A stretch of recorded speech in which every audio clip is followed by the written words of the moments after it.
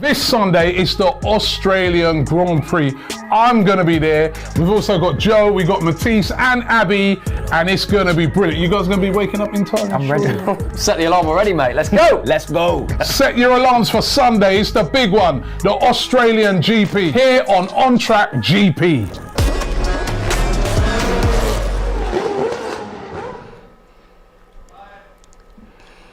All right, guys, for all the Formula One fans and petrol heads, Australian Grand Prix live tomorrow, 6 a.m. on Sunday, on Track GP with Robbie, Joe, Matisse and Abby. The link is pinned in the chat. That's tomorrow morning, Sunday, 6 o'clock in the morning, the Australian Grand Prix. Check it out.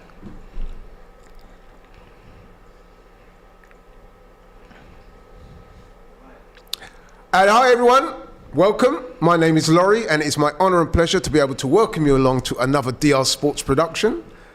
We're bringing you a live boxing stream featuring Anthony Joshua's comeback against Jermaine Franklin, a tough American. We're looking forward to that very much. But without any further ado, let me introduce my panel. To my left, we have Nick in the house. Let's give Nick a round. Thanks for having me, people. To my far left, we have Shane in the house. Thanks for having me, man.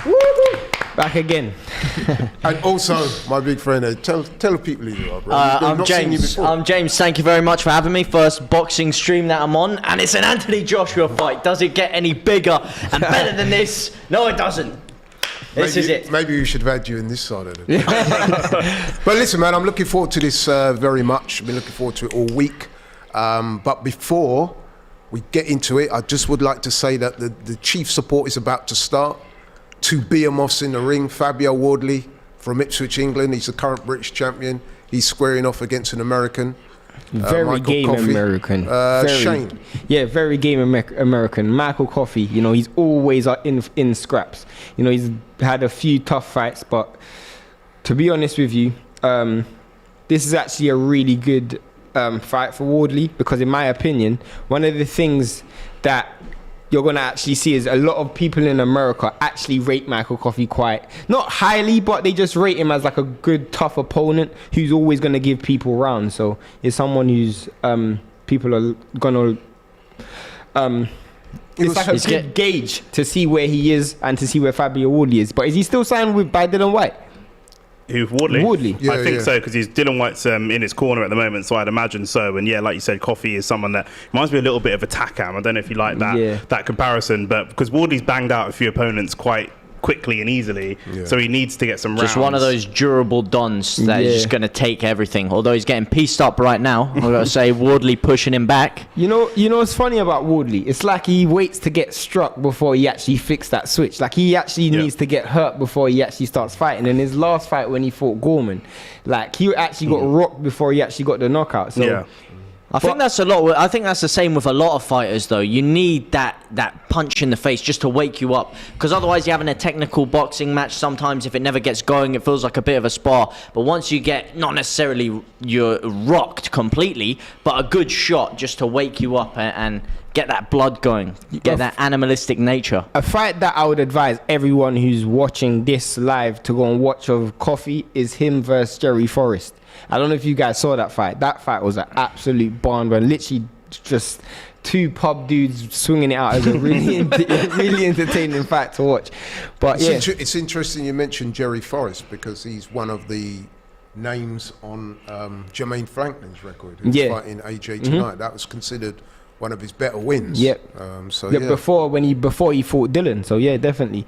I think to be honest, today is more about just getting through, coming through clean, and obviously looking forward to bigger and better opponents for Wardley, because obviously him and Adelaide had that little back and forth earlier this week. So I'm hoping it's a fact that they can get. I think what I would say about Fabio, and I think we've seen it already in this round, is that if you look at his stance, he's very straight up.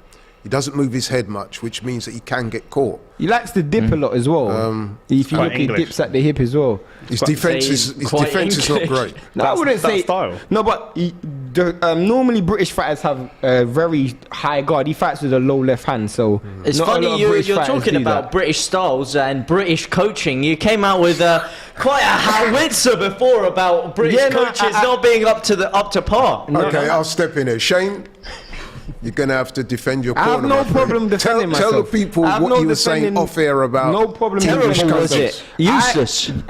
We could even go. I won't go that far as useless because obviously some of them definitely do have use. But when you compare the actual coaching levels, the culture as well as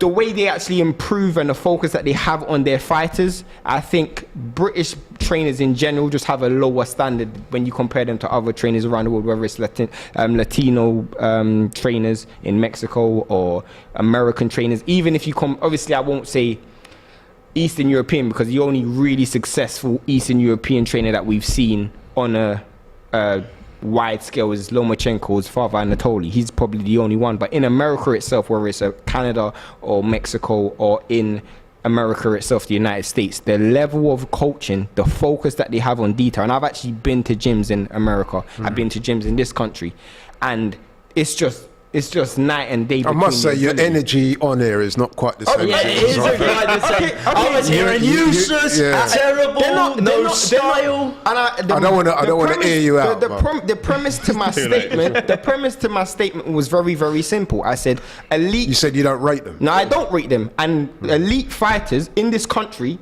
the best fighters in this country have left to go and get an American trainer. So you're telling me you don't rate Shane McGuigan? As I just said, elite fighters in this country. Do you rate Shane McGuigan? I don't rate Shane McGuigan as a top 5 Do you rate Adam Boo? Not as a top 5 coach. Do you rate Joe or McNally? top 10? Huh? You don't rate none of them, no? Not as a top 10 coach, Peter no. Fury. Do you rate Not Peter as a top Fury? 10 coach, He no. got Tyson Fury his first world championship against Vladimir Klitschko. 10's a very short number. That's a very, very short list to put on as But coaches. to me, top 10, that means you're an elite coach. If you're not in that top 10... How many of the top 10 are American, in your opinion? I would say...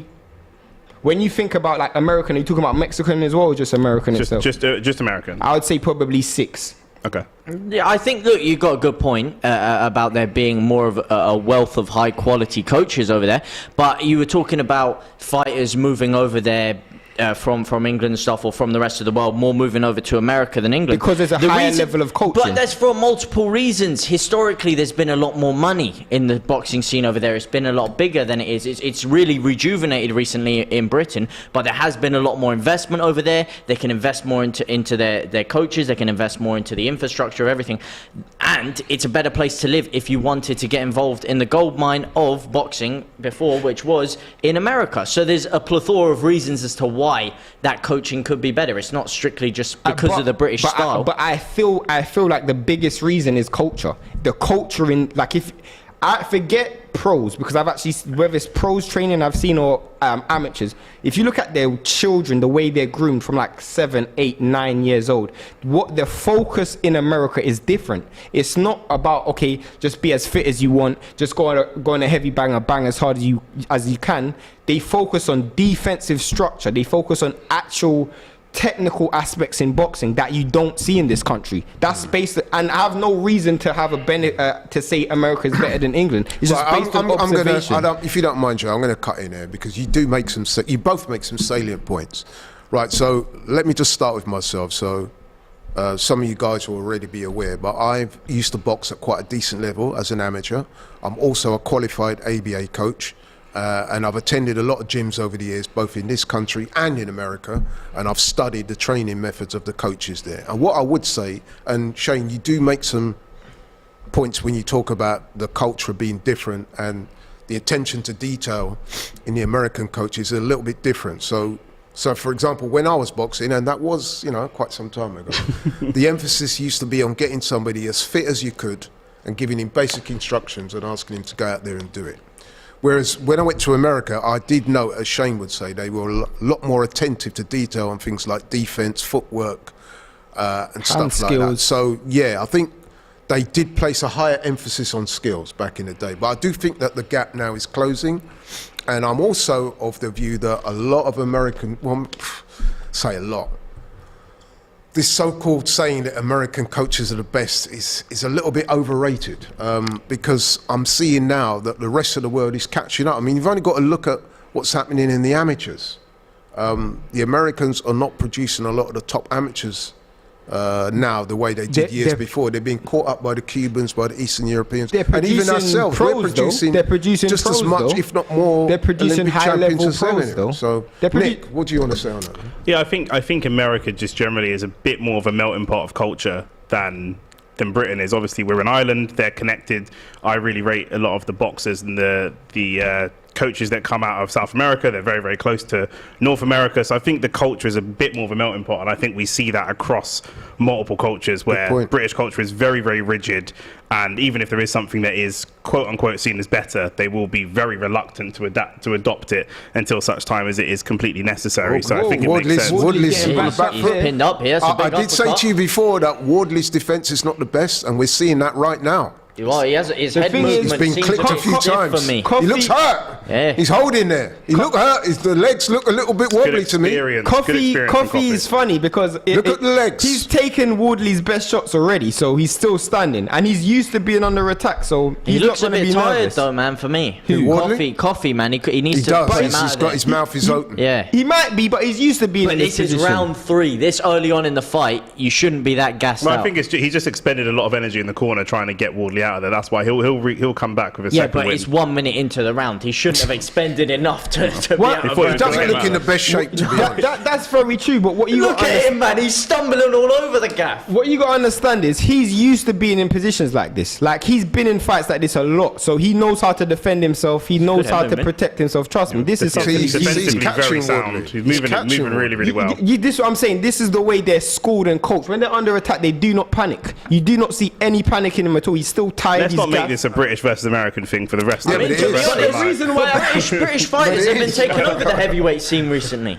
With American coaches, I know. Yeah, but there's still British fighters. You were talking about the melting pot of American talent and stuff. British, and a lot of these British fighters came up with British coaches. Anthony Joshua did. And Tyson Fury did. And they said that American coaches were better. That's why they employed them. To be fair, I'm not sure if he said that, actually. He didn't say that. They didn't he say said that. It was different. He didn't say it was better. Who's that? AJ. AJ don't know what's good for him. You can't trust him. One thing I would say about the coaches, we talked about the amateur program. I do notice the fact that the American national team wasn't doing that well. And what they did is they actually brought over a coach from Ireland. He's their current trainer of their national team, and they're doing a lot better now. Still not doing as much as they should do. Ireland's good, but they've got an Irish coach. That's interesting. I actually didn't know that. But in terms of professionals, you are right. You very rarely see an American employ any other trainer but an American coach. But I would also qualify that by saying we know the culture of America is like. They tend to very much so insulated. Well, there was introverted in that regard. They don't tend to go outside of their own country in that regard. Well, there was one British guy who acquired an American coach, shall we say, and I think personally it's regressed his game. Roy Jones, Chris Eubank Jr. I think it hasn't worked out personally. I would agree. I agree with you. To me, Chris Eubank, and I've said it before, and I've got no problem in saying it again. I know some of these guys disagree with me. Since Chris Eubank Jr. linked up with Roy Jones, he's actually gone backwards. He's regressed. He has, because it's gone away from his natural game. Sometimes you can coach someone away from what they're good at, and Roy Jones was such a master of his craft. It's like sometimes you see these elite managers, if I'm going to refer it to football, like a Thierry Henry, who just doesn't quite work out as a manager because they can't, the fighter or the player can't understand, or he can't understand why they can't do what he could do. And Roy Jones was such a technical master that he's expecting Eubank to be able to do things that he just can't. He's trying to get him to stay on the outside, jab him off, and that's not Eubank's game. But I don't think that I would put that on Roy Jones. I'm not putting it on Roy Jones. Because we segued into this by talking about American coaches. I know, it was just a way of segueing into it. I'd just say because Eubank has never listened to anyone for his whole life, and so he's going to struggle with any coach that tries to put any style into his boxing, because he's just an engine, and that's really all he's got, and I don't think he's got much more than that, to be honest with you. Well, that's can I just say, lads, talking of coaches, I did just notice in the corner there, I don't know if you guys did, Ben Davison in Fabio Wardley's corner. That's a new development. I've seen, I knew that from before. Wardley's old. He's old. Wardley's on the attack, and Coffee looks in trouble. He is. He's in trouble. He looks in big trouble. His head movement's The gone. referee looks like he's on the point of jumping in. stop The it. referee's He's jumped in, jumped in. and I feel like Coffee's that's upset. I don't think that was Coffee's a justified upset. stoppage. I think that's But he early. wasn't fighting That was back. an early stoppage. That was an early was not stoppage. fighting back. That was an early I To feel me, that's the referee's premature justified. He was not moving his head at all. He was soaking up punches. One at a time. James? He was soaking up punches like a sponge. His head movement wasn't there anymore. He wasn't firing back. It was only a matter of time before that got ugly. Nick? I think that's marginally early. I think he's moving his head a little bit. He's riding some of the punches. Not all of them are clean. He's fully corpus mentis. He's talking to Wardley. He's just said congratulations, but he's a bit unhappy. I think he's within his rights to be unhappy. A little bit early, just a little bit though. Shane? Yeah, I agree with Nick. I think if it's a Is that face, because you got an American no, bias? no, it's the thing. You know the thing why I don't like with Laurie? Whenever I make an opinion and I'm strong on my He holds it, he holds opinion, it he against says you. I'm biased because he used to say this about Eastern European fighters as well, but we'll move. But I think that was a premature stoppage just because I feel like you got to understand the phase of a fight. He could weather that storm and it could Stop Wardley throwing could have punches gassed himself. back. Okay, how many that's fine. storms is he going to weather, How many mate? unanswered punches? 1, 2, 3, 4, 5, No, the- How many of them were 7, clean? 8, How many of them were 9, clean? You're counting a 10, lot of 11, 12, non-clean punches. 13, Look at 14, that. 15, 16, Yeah, a lot of those are not 17, clean punches. 18, 19, 20, 21, 22, 3, 4, 5, A lot of 25 those are not punches clean. unanswered. A lot of those are not He clean. didn't even look like he was going to go down. He No, didn't but- even look like he was going to go down. Yeah, but he was clearly hurt, Shane. I never said he wasn't. Because you're hurt, you have to stop the fight. That's stupid. 25 unanswered punches. Not all of them are clean. It's not It's the 25. referee's It job was to stop 25. someone from getting That's seriously a hurt, and he's premature done his job. stoppage. That's a premature stoppage to me. Right, But I'm going to put it over to the people watching the stream. You've seen it, guys. Was that a premature stoppage or not? Myself and James don't think so. Shane and Nick think it was, although Nick says marginal. Marginally. But to me, Coffee can have absolutely no complaints. If you're on the ropes, shipping punishment, you're not throwing punches back. What do you expect the referee to do? Yeah, good And point. I always operate by the adage: I'd rather one punch too soon Yeah. than one punch too late. Of Yeah. course. You know what I mean? Coffee was going to lose tonight anyway. course. He was a I beaten man. thought it Let was the a man good go home to his performance from family, his Wardley, wife and though. kids. That's I thought, that's it unfair. was a good performance from Wardley, though. Even Yeah, though I he think it took was. some good shots, I thought Wardley actually fought well. It's what they wanted, wasn't it? They wanted him to win, but come through some sticky moments, some adversity, get some rounds under his belt, and that's what I he's think done. And listen, to be fair to Fabio Wardley, I mean, I don't know if any guys are aware of his background. He didn't even have an amateur White background. collar, He's isn't come it? from white collar boxing. Yeah. He was a real athlete at school, good at football, good at rugby, good at athletics. Took up boxing, went into white collar, and now he's a professional. Now he's British champion. He's got a win on his record. I think he's for an intercontinental title. Yeah, WBA. So he's rising up the WBA. ranks. He's one of the best heavyweights in the country. Him without a versus doubt. David Adelaide, who do you think wins? Wardley. Me as well. I think he beats Adelaide pretty I do comfortably think as he's well. got his deficiencies. Like I did point out earlier in the stream, I think he could be sounder. defensively. Well, he was on the Defensively. ropes, man. I think if Coffee actually had a gas tank, then he could have caused him some serious problems there. Potentially. He had him pinned up, but unlike when you saw he had him pinned up there, he was Didn't let him unleashing out. on him. Coffee did it for about 15, 20 seconds, and then he had to go and take a breather again. And one thing as well about Fabio Wardley, he's a big guy, man. 6'5", 17 to 18 stone, decent punch, young, strong. I think he's only 28. Yeah, So I mean, he's got only a lot of baby years in left. heavyweight terms. So he's got a future. I like him. Nick?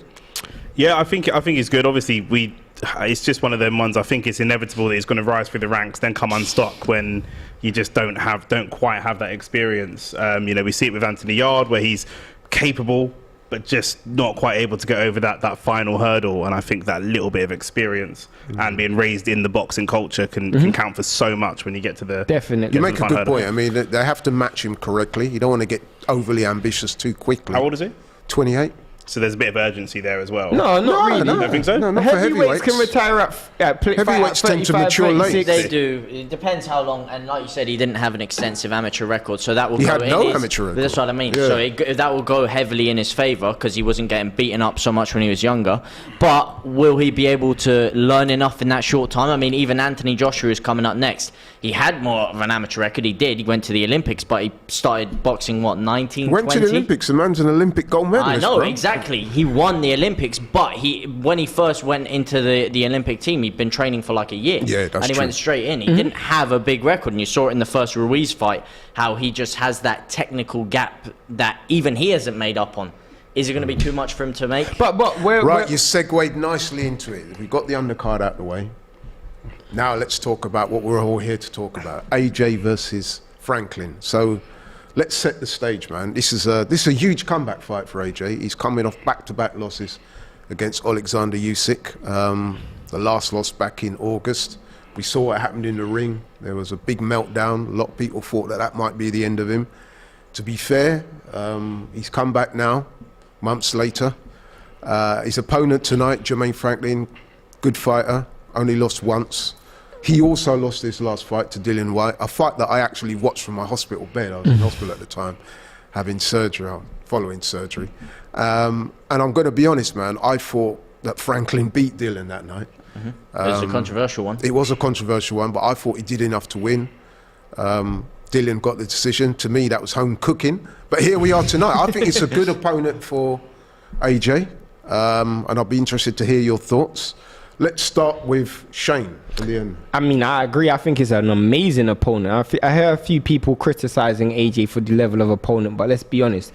The former unified, current WBC champion just fought Derek Chisora.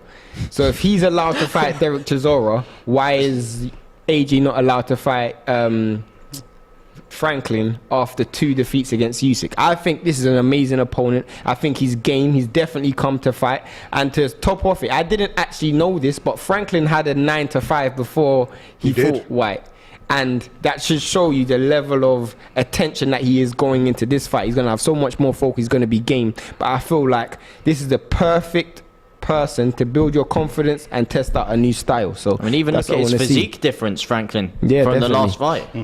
Yeah, let's look at the weights actually, because the last time Jermaine Franklin fought in this country, he was over 18 stone by the time he got in the ring against Dillian, which is way too heavy for a man of his size. This time, he said he was given more notice for this fight, because he said the last time it was a short notice thing. He was given a lot of notice for this fight. He's whipped himself into shape. He's now coming into this fight 16 stone 7 pounds, which is, stone and a half reduced. Yep. To me, that's a good look. Nick, what do you think? Yeah, it's one of Eddie Hearn's strategies. He tends to do this quite a lot. Is give the opponents of his fighters short notice and then stack their names on the CVs. The history of AJ and Dillian Whyte fighting people on relatively short notice is pretty atrocious, to be honest with you. But yeah, AJ's come in very heavy himself, with a career heavy. I think he wants to get back to the old spiteful AJ, knocking people out, and the powerhouse side of things. I think this is going to be a massive mental test for him after the sort of capitulation that we saw last time out. And I just think that he has to go in there and get a knockout. When you say capitulation, are you talking about in the ring or the stuff after? Both. Because I'm going to take you to task on that one. And I know Shane will back me up on this, because we've spoken about this off air. In that second fight against Usyk, I don't think AJ was that bad. I just think that he was up against a guy that's on top of his game. I agree. I think Usyk's a better fighter, but did AJ put in a much better performance than the first fight? I think he did. He did. I think the changes were marginal. I think that honestly, I don't think he put in a much better. That's harsh, bro. I don't think he put in a much better performance than the second fight. I think he was able to sustain attacks a lot more. Yeah, I agree with that. I think, especially earlier in the fight, he was able to hold center ring a lot more also. If you look at that fight, Usyk was doing a lot of pivoting around us and circling around, where he gave Usyk the center ring in the first fight. I think that's Usyk's style. We've seen Usyk do the same thing against everybody else that he's fought. He did it against Tony Bellew. He did it in the first fight against AJ, though. But he takes a little while to warm up. I think that's Usyk's style. Well, let me ask you a question, Nick. Sure. Do you think that Usyk improved from the first AJ fight to the second AJ fight? I don't think he needed to, not massively. So you don't think there was any improvements in his game at all? No. I think it's really difficult to see, because AJ, I don't feel like AJ pushed him enough for us to really see that. I thought he looked a lot more. I think he looked even more confident in the second fight. I think he looked more confident, but that's not the same. Being more confident and looking technically better. That would prove that AJ improved because of the fact that he still held in there with a more improved Usyk and looked slightly more impressive. I thought there was moments in the fight he could have stepped on the gas a bit more, and he should have put him away. I think when he was targeting the body, he was actually hurting Usyk a bit, but he didn't step on the gas enough. You said for me. Usyk looked more confident. Yeah, I said Usyk improved and looked more confident. I don't think he improved. Anthony Joshua also looked better. If Usyk looked more confident, then how has AJ got better? If well, I Usyk's think they more both confident, improved. My point is No, they both I get what improved a he's lot. saying. He's saying that there were moments of opportunity for AJ in that second fight. I think it was the 8th or 9th round. He noticeably hurt Usyk to the body.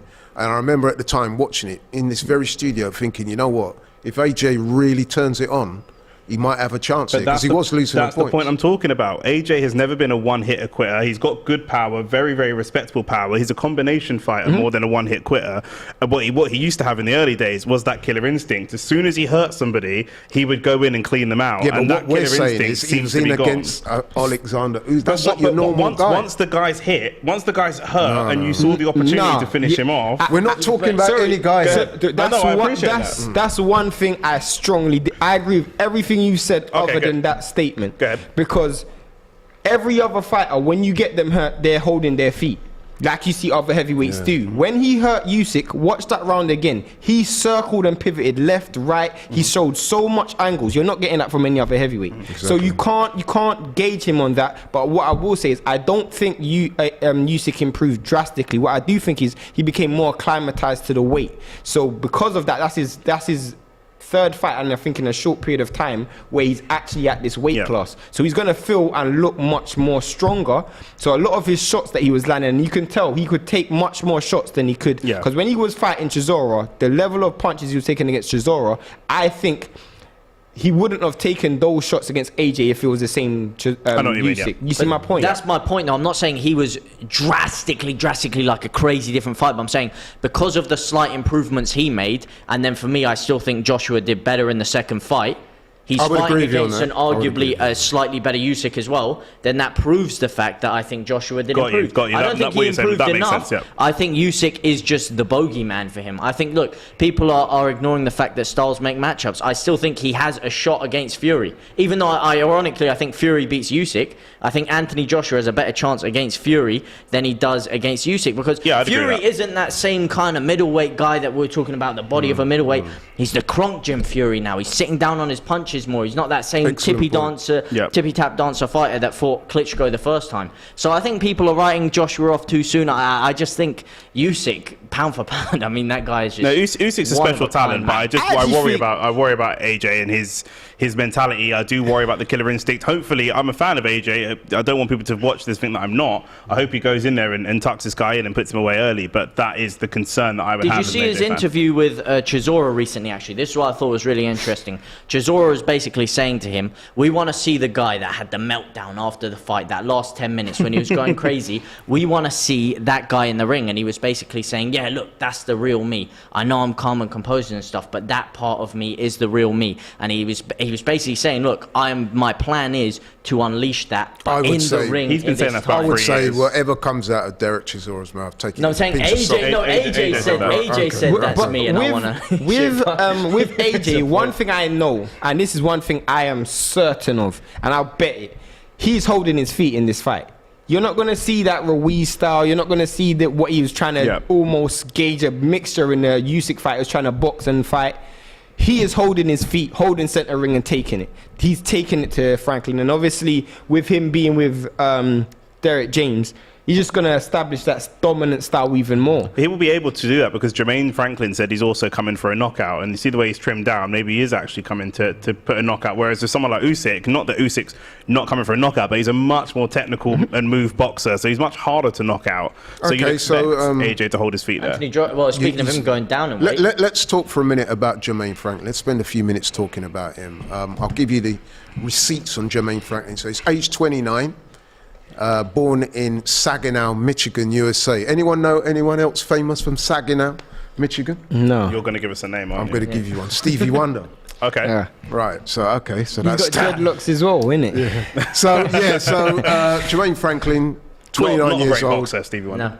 No. Ironically, Franklin might have the vision of Stevie Wonder after this fight.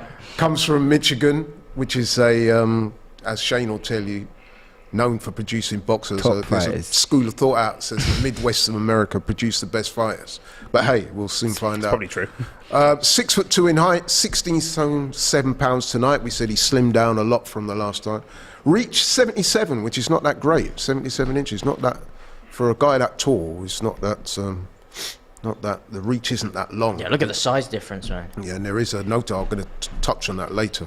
So far, he's had 22 fights, 21 wins, 14 KOs. That's a KO percentage of 63%, which is respectable. Yep.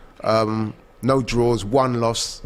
As I said before, guys, the loss to Dillian Whyte, in my view, and listen, I wouldn't say I'm a big fan of Dillian, but I respect Dillian. But I thought Jermaine Franklin beat him. I really did. But that was that. Notable wins. I spoke earlier about the win over Jerry Forrest. He's also got a win over, I think it's Rydell Booker. Yeah. Rydell Booker was potentially an opponent, actually, for Dillian Whyte in his last fight. So, yeah, that's Jermaine Franklin.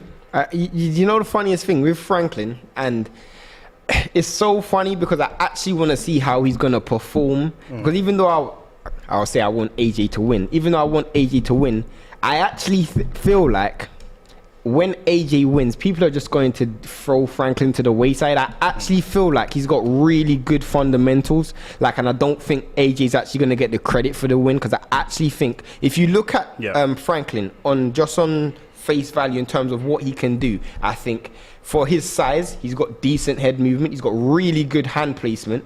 He defends himself really well. He's very calm, and I feel the only reason why he lost I don't even think he lost, but the only reason why they gave the fight to Dillian, not only because of home cooking, but because of the fact that late notice fight, he wasn't in the best of shape. So he actually lost a lot of the last few rounds just because of conditioning. Now he's in proper conditioning. I would love to see how he fights. He's got everything. And let's face it, he's got a lot to fighter. fight for tonight, man. Because he's coming into this occasion tonight. A lot of people are not expecting him to win, so the pressure's off him in that regard. Like you said, Shane, he's whipped himself into good shape. Is the pressure off him though? Because this is the biggest fight of his career. Like you say, although no one's expecting him to win, there's still a lot of pressure. It's still a big stage for him. But there's considerably more pressure on AJ than him. Of course there's more pressure, but AJ's been seasoned. He's fought a lot tougher fights than this. He's fought on a bigger stage than this. The guy sold out Wembley Stadium when he was a young kid fighting Vladimir Klitschko.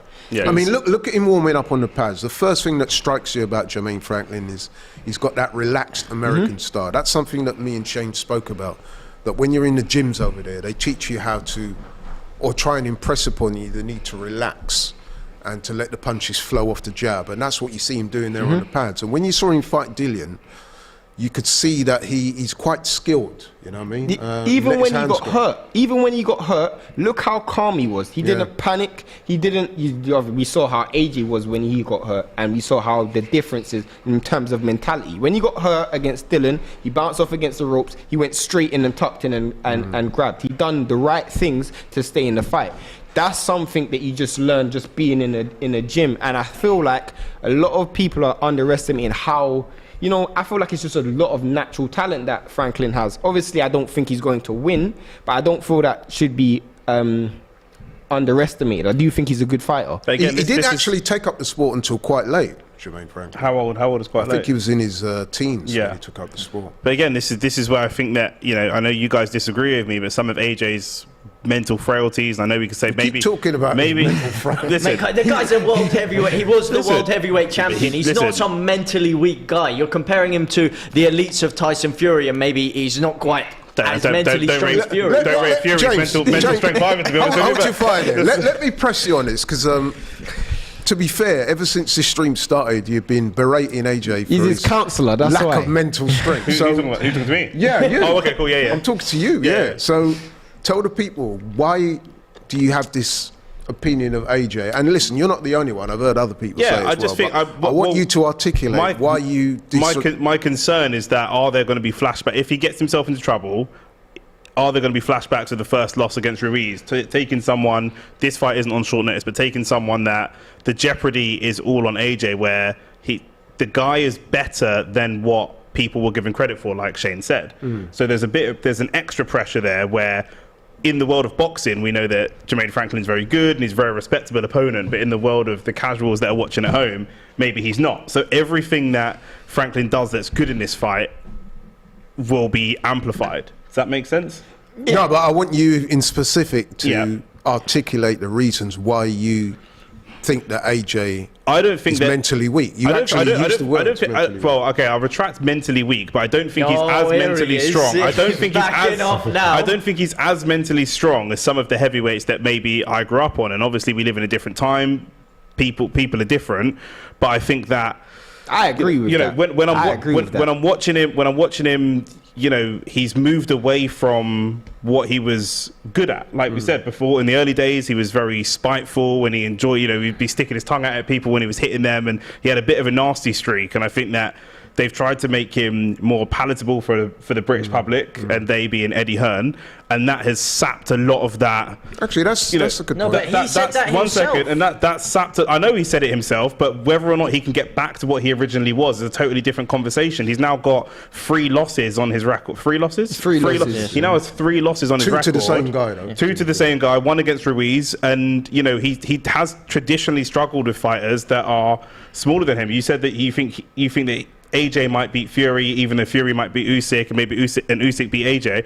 But AJ struggles with fighters that are a lot smaller than him. He struggled with Ruiz. He struggled a little bit, and there was a head clash, but he struggled a little bit with Takam as well. To be fair, though, most fighters are going to be smaller than AJ, though. I appreciate that, but honestly, I'm just concerned. That's the only concern that I have is, can he come back from adversity? Can he be when he's rocked? You spoke about Franklin getting hurt and doing the right stuff. Once AJ is rocked and hurt and damaged, he's there for the taking. He did it against Klitschko. Hold your fire there, Hold your fire there, Shane. I'm going to bring in James to specifically respond.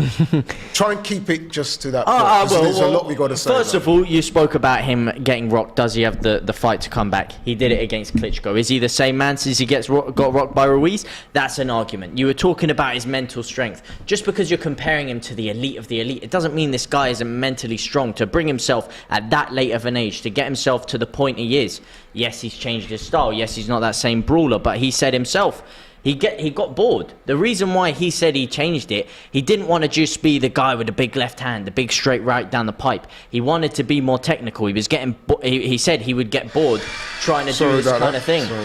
And as a person that's achieved such great heights as he has, he needs to challenge himself to develop as a person, to develop as a boxer.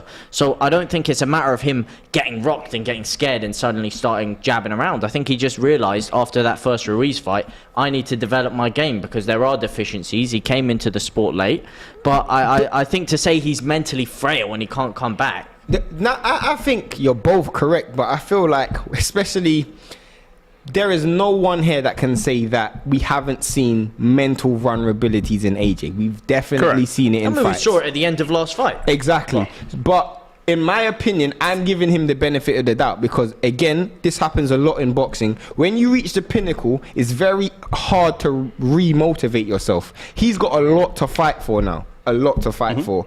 Where, in my mind, I feel like that should, and I hope has rejuvenated his appetite. Now, we don't know. He could easily go into a fight and just still have the same nonchalant energy that we saw at the end of the first Usyk fight. I remember the first Usyk fight. I thought he was mentally so weak when you just saw how he just gave away the belts. Like he was just, not the second one, the first one. I just felt he was just so weak. Even the first Ruiz fight when he gave... Yeah, exactly. He was just so mentally weak at that stage. But I do feel like we're going to see a much more fired up AJ. And the reason why I feel that way is because he's got rid of all of the comfortable things that he was around. He's got rid of everything that made him comfortable. And he's going to put himself in a position where he's now uncomfortable. You don't do that if you don't have to. Yeah. You only do let that me just for a stop reason. you right there. We got a super chat that I need to read out. It's from Matt Carney. And it's kind of related to what we're talking to. Matt says, whilst the coach can develop a fighter's strength both physically and mentally, where does the emotionality come into play? Joshua seemed lost after the Usyk defeat, as though he finds it too hard to process. So... Agree, and just off the back of that as well, we've seen him change trainer multiple times now. To the point of what that person said. Great comment there about him being a little bit lost. You know, that's what it is. Maybe mentally weak isn't the right terminology, but certainly being a little bit Lacking lost and lacking an identity. James said that, you know, when he's beating people up, he got a little bit bored. I've never heard of an elite heavyweight getting bored. If they've got one punch, this is just his words, not mine. I understand that, but I'm saying I've never heard of an elite heavyweight. If there's an elite heavyweight that knocks people out of a left hook, they'll do that for 20 years and then retire. I've never heard of I've got bored of, you know, let me change something up completely. That I've never heard that before. But you're not going to give the guy any credit for fighting all comers. He is the real definition. Tyson Fury talks anytime, anywhere, any place, but his actions have proved against that.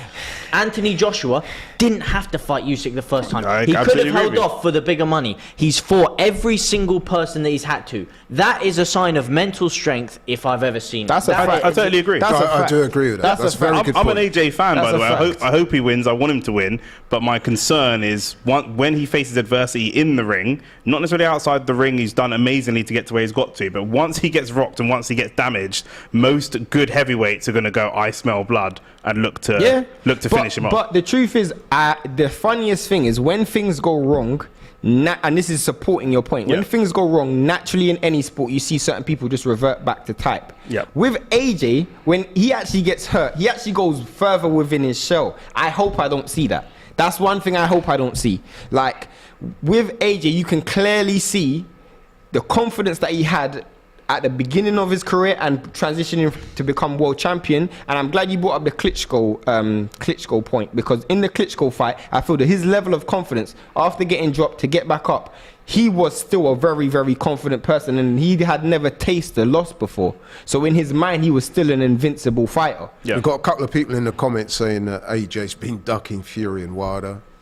No way, man. No way. I think it's the other way around, personally. I don't agree he's been ducking. I think there was a stage, though, a few years back when he held title and Wilder held the title.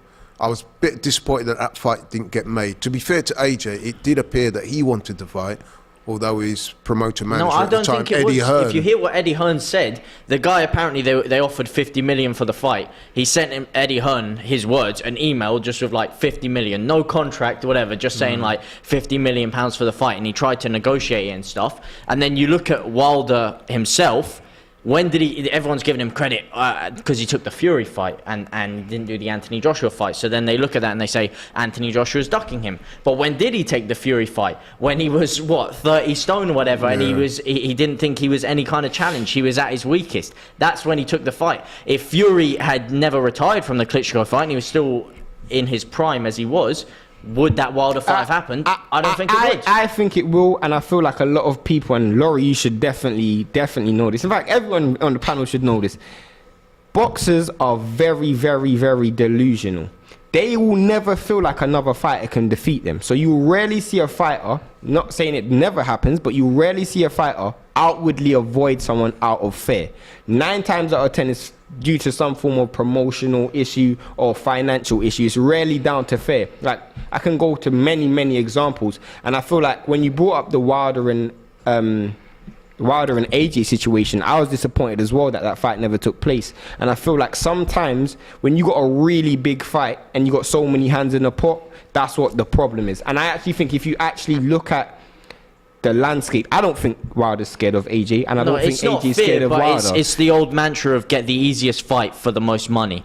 Which is what actually impresses me, not to just hark on about it again, is what he's done. Is he looks like someone who's actually chasing legacy and not just doing it for the money, which he could have. But I mean, I'm not here to criticize anyone for taking the easier fights for more money. If you're going to be open and say that, then yeah, fair enough. You're a prize fighter, getting punched in the face, earning millions of pounds. It's a very short career. If you want to take a slightly easier fight, whatever makes you more money, I'm not here to criticize someone for doing that. Question to the chat. If they say AJ ducked Wilder and Fury, what did they say Fury done to Usyk? Because if that's not a duck, then Jesus Christ. That's a great question, but I don't want to get sidetracked by Fury and Usyk, or even though you do make a very good point. Let's stay on track, guys. Tonight, let's bring it back to tonight. This opponent, Jermaine Franklin, we've had a look at his record. We've said that he's nice and relaxed, good skill set, tough. But does he realistically have a chance against AJ? I'll start with Nick. What do you think? Yeah, I think he does realistically have a chance against AJ. I think it's an outside chance. I think AJ is the heavy favourite for a reason. AJ has the physical and the physical strength and the size to beat him, and the technical ability to beat him. But it depends on the kind of fight that Franklin wants to come and have. If Franklin's going to try and jab and move and dance around, then maybe he can nick some rounds and try and frustrate AJ. And then catch him when he tries to come in for the killer blow. But if he does try to go toe-to-toe with AJ and try and knock him out, then he will almost certainly get knocked out himself. I don't think that will be his tactics, though. I observed him when he fought Dillian, and he had a nice, tight, compact style, lets his hands go. So I think what he will do, I think his keys to victory will be he'll probably start cautiously.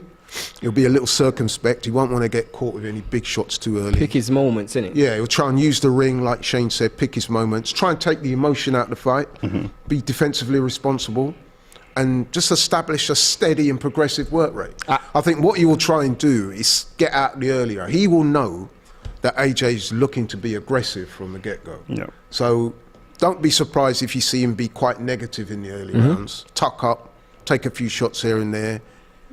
He will want to get out the early rounds because he'll be thinking with that size and bulk that AJ's carrying, after 5-6 rounds, that will probably start to negate itself a little bit. So his prior concern will be to get out the early rounds. Shane? That's a fact. And to support your point is that he also knows there's there's so much pressure on AJ to look impressive. So at some stage, if AJ realizes certain things aren't working, there may be a time where he actually starts to get desperate or start taking a little bit more risks. And that's where you have to get out of those first few rounds when AJ's looking at as well, this guy's still here. And maybe I need to start stepping it up and maybe start making those mistakes. And then you pick your moments. Exactly. You have to be very, very cautious in those first 3 rounds. And you can't let the crowd get into the fight. You can't let the pressure get over on top of you. And I actually feel like he actually has to do the exact same thing he done in the White fight, in this fight, in the sense of pick your moments, be as tight, as compact as you can be. And one thing he does really good is in the pocket, he does a really good thing of just getting real close and making the space quite tight so you smother your shots. And then if he can, he just ties up. He does that really well. So I'd love to see him do that in this fight. Because I don't know if any of you guys, did you watch the AJ Takam fight? Presumably you did. When he fought Carlos Takam, it's a similar type of fight, really, insofar as he was fighting a guy of similar dimensions, and AJ was a lot bigger and stronger and bulkier than Takam. And what happened was AJ tried to unload, get the guy out of there early, but unfortunately for AJ on that night, he didn't. And after about 6, 7, 8 rounds, man, it was starting to look a little bit. I wouldn't say he was in trouble, but he was definitely blowing. He never planned for that fight, though. It was a short notice replacement fight. Carlos Takam. He hadn't prepared for that style as he has this time. But I was actually really happy that you touched on his weight, because this is what makes this so great. It's the unknown. We don't know what Anthony Joshua are going to get. At the end of the day, he's had back-to-back defeats. But that's against arguably could go down as one of the greatest boxers of all time in Usyk. Definitely if you include his cruiserweight work, but in heavyweight as well. Could arguably go down. If he beats Fury, he has a shout. One of the greatest boxers of all time. He could go down. I think so. Yeah, exactly. So are we going crazy? Are we going crazy negative on AJ? Also, don't know. If he beats Fury, I'm going to say, right, I think James makes a good point. Usyk, especially if he beats Fury, which I think he's got a very good chance of, but that's another argument. But certainly, right now, he's got to be, if not number one, he's definitely in the top 3 pound for pound. Right, and the thing I'd agree with you with as well with AJ is that his range, not boxing range, but his range of his worst possible performance and his best possible performance is super wide. Yeah. That's like you said, that's the unknown. Do you know what I mean? Like with so many other fighters, we broadly know what we're going to get. And with AJ, you just have no idea. I actually feel like, especially in this scenario, you feel you get the best out of him. The thing is, if you look at the training he's got in Derek James, the problem that I have, and this is my biggest issue, and I do think AJ is going to win, is a lot of the fights that Derek James works with have a really good gas tank. Charlo and Errol Spence have their work rate is intense. They continuously throw punches. If you look at the punch stats at both of their weight classes, they're up there. AJ isn't that style. So if he's going in with a mindset of an Errol Spence, where I'm going to get the dude behind the shots and I'm going to unload round after round after round, he don't have the gas tank to maintain that. Just to say on that point, that's an excellent point Shane made. I do know that they've been working on AJ's punch count in training. Yeah, that's however, what I would say, quite unequivocally, is the chances of him increasing that dramatically just for one training camp is impossible. Very yeah, because I think I saw Belly saying something like he's 200 punches. 200 punches around and stuff. But then that doesn't necessarily. But that's not in a fight situation. And that doesn't necessarily compute with him coming in heavier than normal. You might give that more credence if he was coming in lighter than normal, but he's coming in at a career heavy, and whether people like it or not, his stamina and gas tank is one of the weaknesses. But then could you not look at the fact that Jermaine Franklin's coming in lighter than ever? His punch resistance could be a lot less. But I don't. You're talking about his fitness going up. Will he be able to take those shots at point, 2 stones less? You're talking about one guy coming up in weight, coming off back-to-back defeats, completely changing his game. Yep. I mean, some fighters have to go through that. Jermaine Franklin coming down. We don't know how they're going to respond. But we spoke about. Sorry, Shane, I'm going to bring you back in. I just wanted to get this out of the way. We spoke about the keys of victory for Jermaine Franklin. To reiterate, said start cautiously, be circumspect, use a ring, take the emotion out of the fight, be defensively responsible. We talked about the steady and progressive work rate, sticking with the game plan. Now, keys of victory for AJ. For a start, I would say he's got to listen to his new coach. That's fundamental to all of this. You got a new coach on board, you've got to listen to him and carry out the instructions. He's got to start quick tonight. He's got to impose his size and his strength, which are considerable, over his opponent. He's got to take the ring center, as Shane was saying. He's got to try and look to hurt Franklin early in the fight. Try and take his confidence away, hit him with a couple of big shots. Cut down the ring size. Make it, Jermaine Franklin probably thinking, how do I get away from this guy? All those things got to do. And if he does hurt him, he's got to try and get him out of there, man. Don't let him off the hook. Right, let's start with Nick. What do you say to that? What do you think are the keys to victory for AJ tonight? Yeah, I think definitely listening to the trainer. You know, you've got a trainer in Derek James that has trained other world champions, very experienced. Shane probably knows better than me. Has he got much experience with heavyweights specifically? No, this is his first that's the heavy, thing. I don't know if he's trained heavyweights before. He was a heavyweight fighter himself. Well, there you go then. So maybe that can go in his favour. Derek James back in the day. I definitely think for AJ, it's about, and for Derek James as well, it's about knowing when to offload and when not to. You know, there is a real maturity, and he's going to have to walk him down. He's good at James going to move side to side. He's going to have to walk him down sideways and only throw those dangerous punches once you've cut off the ring. You know, just throw it at the right time when you've caught him and you've cut off the ring and he's got nowhere to go.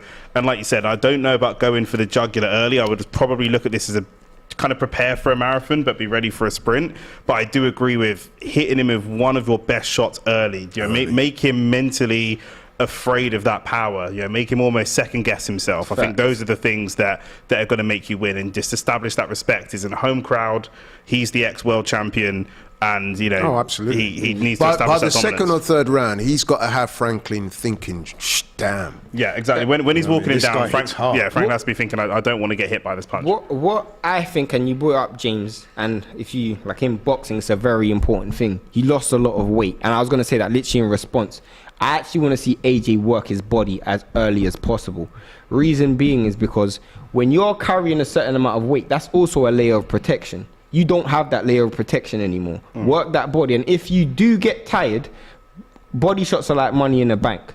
In the back end of that fight, if you've landed enough body shots, you can cash out. So get his hands lowering and try and land some body shots as well. Just in addition to everything you said, I agree with everything, but I do think I want to see that as well. Some body shots, like really wear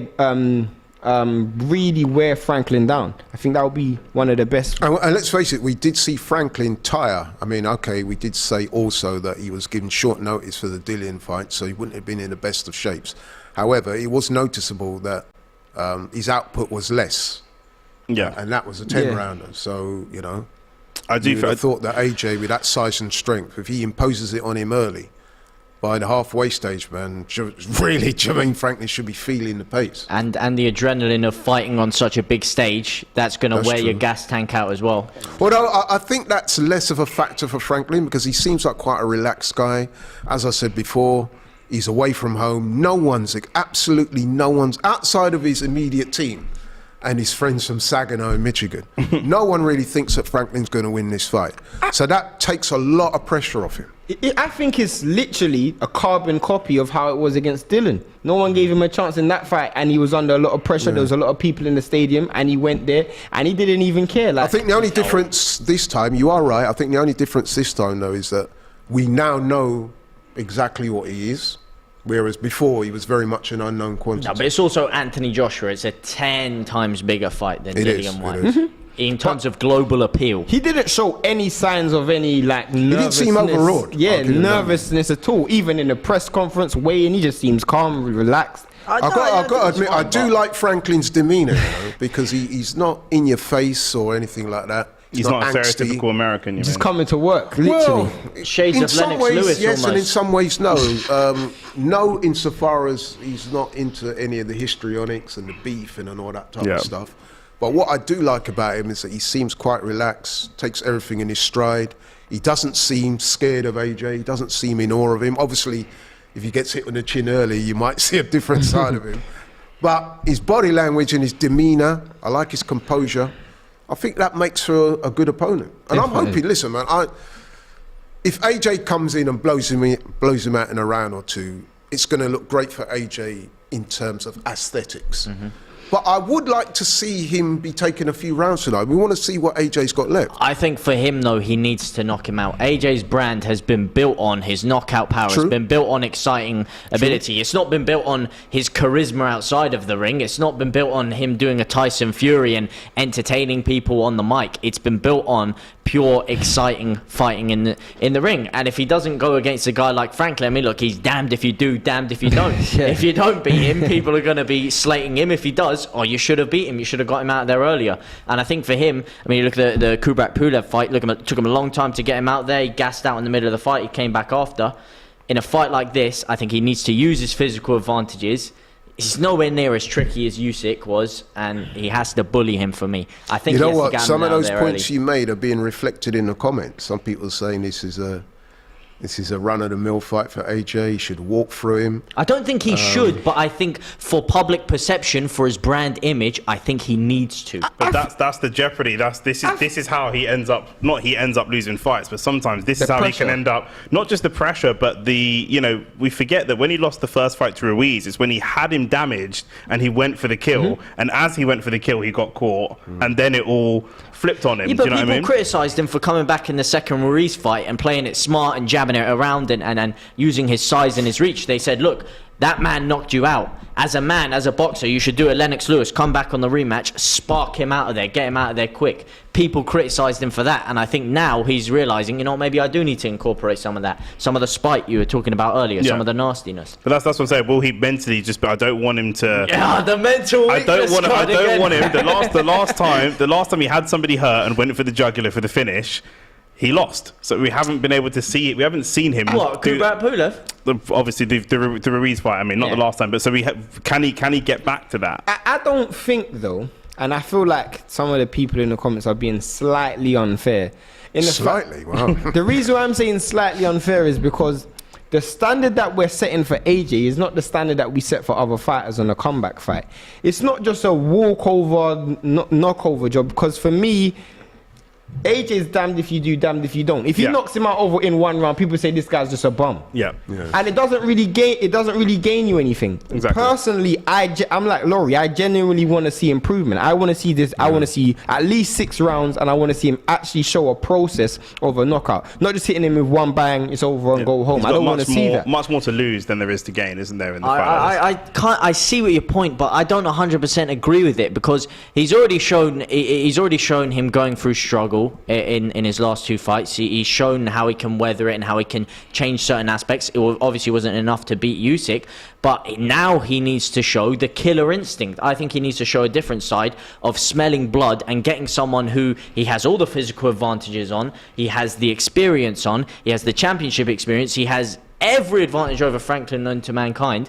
If Franklin is able to take him into deeper waters and trouble him, then how is he going to be able to build himself up to fight against a Wilder, to fight against a Tyson Fury? At the end of the day, he's not someone that's going to be fighting these mid-card events. He's Anthony Joshua. He's built for the big occasion. Yeah. He needs to build himself back up to that. He needs to show that he can get someone out of there quickly. We're getting ready for ring walk time. It looks I like that. The only thing is, and I'll ask you this, James, if he knocks Franklin out in one round, how does that help him fight in Fury? I think it gives him confidence that he can knock someone out. It's the same way a striker or a footballer. Sometimes you need that goal to bounce the ball to bounce off your ass and go in the back of the net.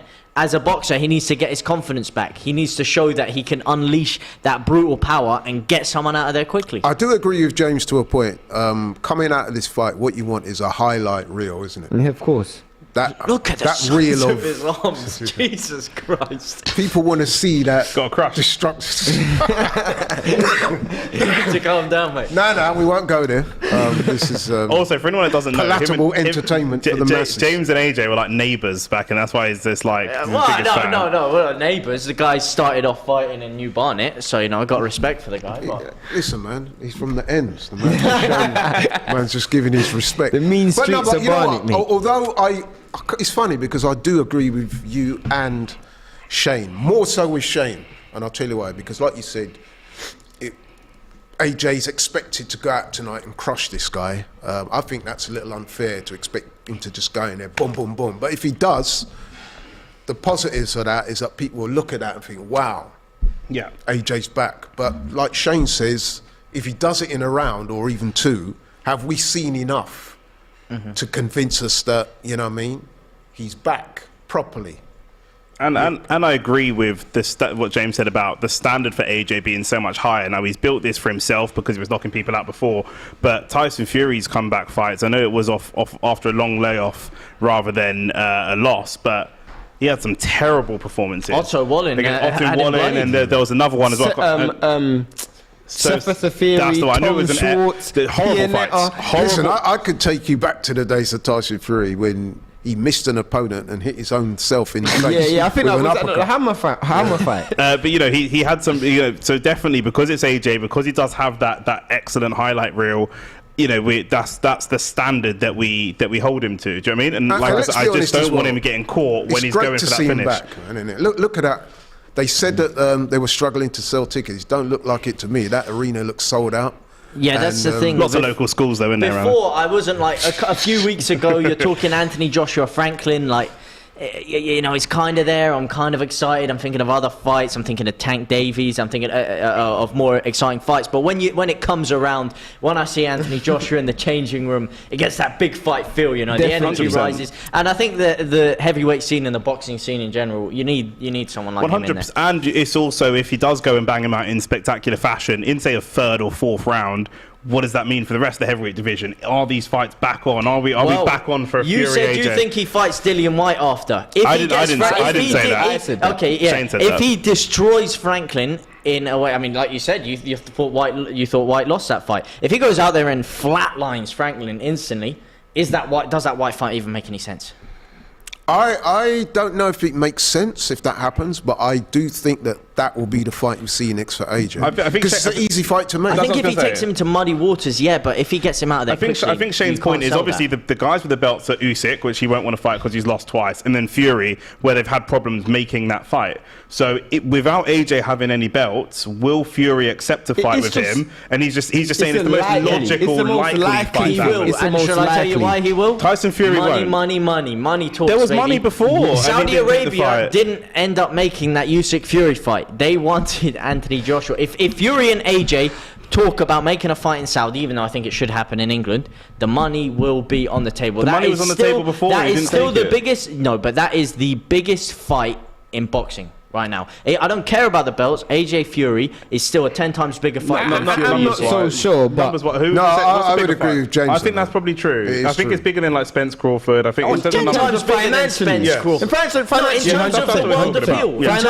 Even worldwide appeal, I think it's true. Yeah, maybe. Listen, you might be right. It's the entertainment business. Forget the belts. It's an entertainment business. I actually think though, and you guys might say I'm crazy for this, but I actually think... You are crazy anyway. Essentially, but I actually think of a fight that people are also underestimating is Wilder versus AJ. I think that will also gather the American public Agreed, as well. They will both exhaust any opportunity to get a belt first, and then that would. No, I think for Eddie course. Hearn that makes sense. Put AJ against Wilder next. If Fury's not available, if Usyk's not available, it's good money, and I think he has a great chance. What you got? I 100% agree with you. I want those fights. When I was saying that Dylan White is the fight that's going to happen, it's not the fight that I want. Yeah. I'm just looking at the landscape and I'm seeing how much they've struggled to make the fights in the past. It's the most likely fight to happen. I think it's just Fury that's struggling to make the fights. AJ's been making fights easily. As we're watching the screen, we can see Jermaine Franklin. He's making his way to the ring. What do you think of his demeanour as he walks? He looks good. Calm. He looks good. He does look overawed by the occasion. He might be too laid back though. He's looking too late. He's got no one with him, actually. That first right hook will wake him up a little bit. Hopefully. I don't want him to do. Do you like Charles the look Martin. of him as he's walking out there? Yeah. He needs to look laid back, though, doesn't he? You know, I'm sure he is nervous, but he's doing. Yeah, you speak a lot about nervous energy. You don't want him to. You know, this is the first time he's been. He's just got to enjoy it. You know, where he's smiling. if he loses, we don't. He in his own mind, he doesn't know where his boxing career is going. He probably is at a level that he maybe never even expected to get to 3-4 years ago. He's just got to enjoy this moment, win, lose or draw. You know, on a personal level. I could just nip in there with a super chat from Matt Carney again. Thanks, Matt. We appreciate it very much. He says, should a fighter's motivation be to aim for riches, fame, security, and how far this can carry them? Or should they aim to exist in constant warfare, never comfortable, never safe, always afraid? Good question. Shane, what do you think? I mean, the first one, you always go for, it's a very, very tough sport. So you always go to be as financially secure as possible. Now, that shouldn't be your original reason for why you're fighting. But once you turn professional, I feel like that's when you should actually think about the business side of things. 100%. Well, I think the key word is prize fighter. Depends. Do you classify as more sport-based or entertainment-based? For me, fighting, boxing, MMA, combat sports, for me, will always be more heavily entertainment-based. It's about how you can entertain the masses.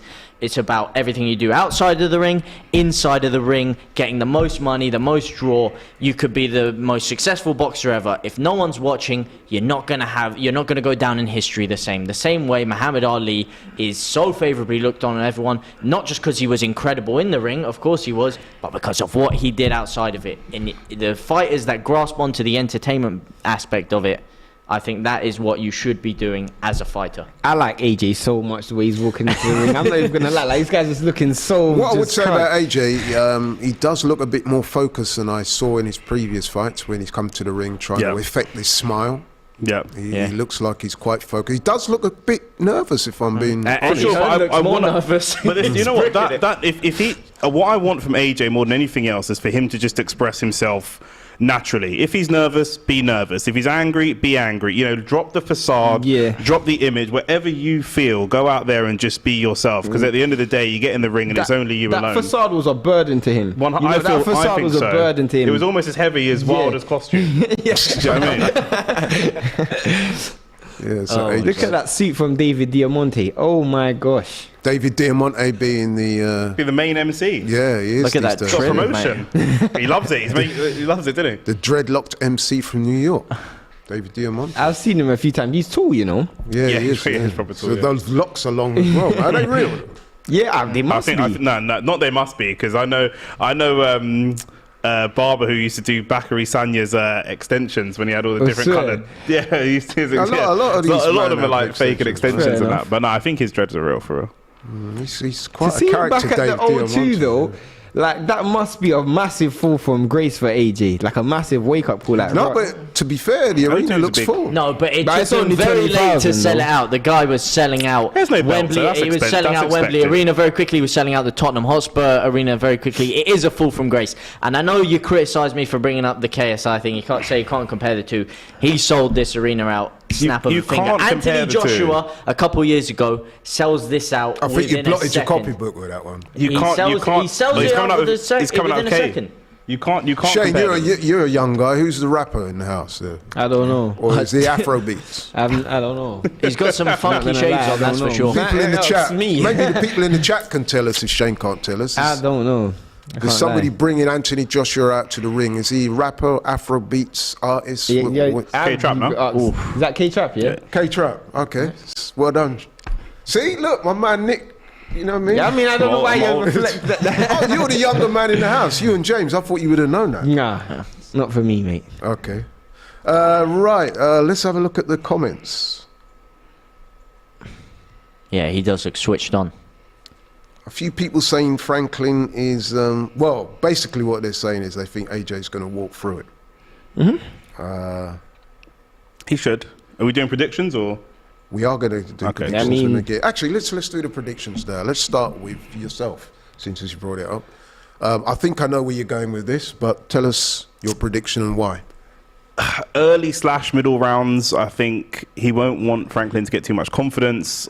I'm concerned. I think he'll be concerned about his own gas tank as well. I think 4, 5, 6. I think maybe round 5, AJ should get him out of there. That's enough time to get his confidence, establish himself, maybe even hit some adversity. And I think that, he'll be able to get him out of there round 5.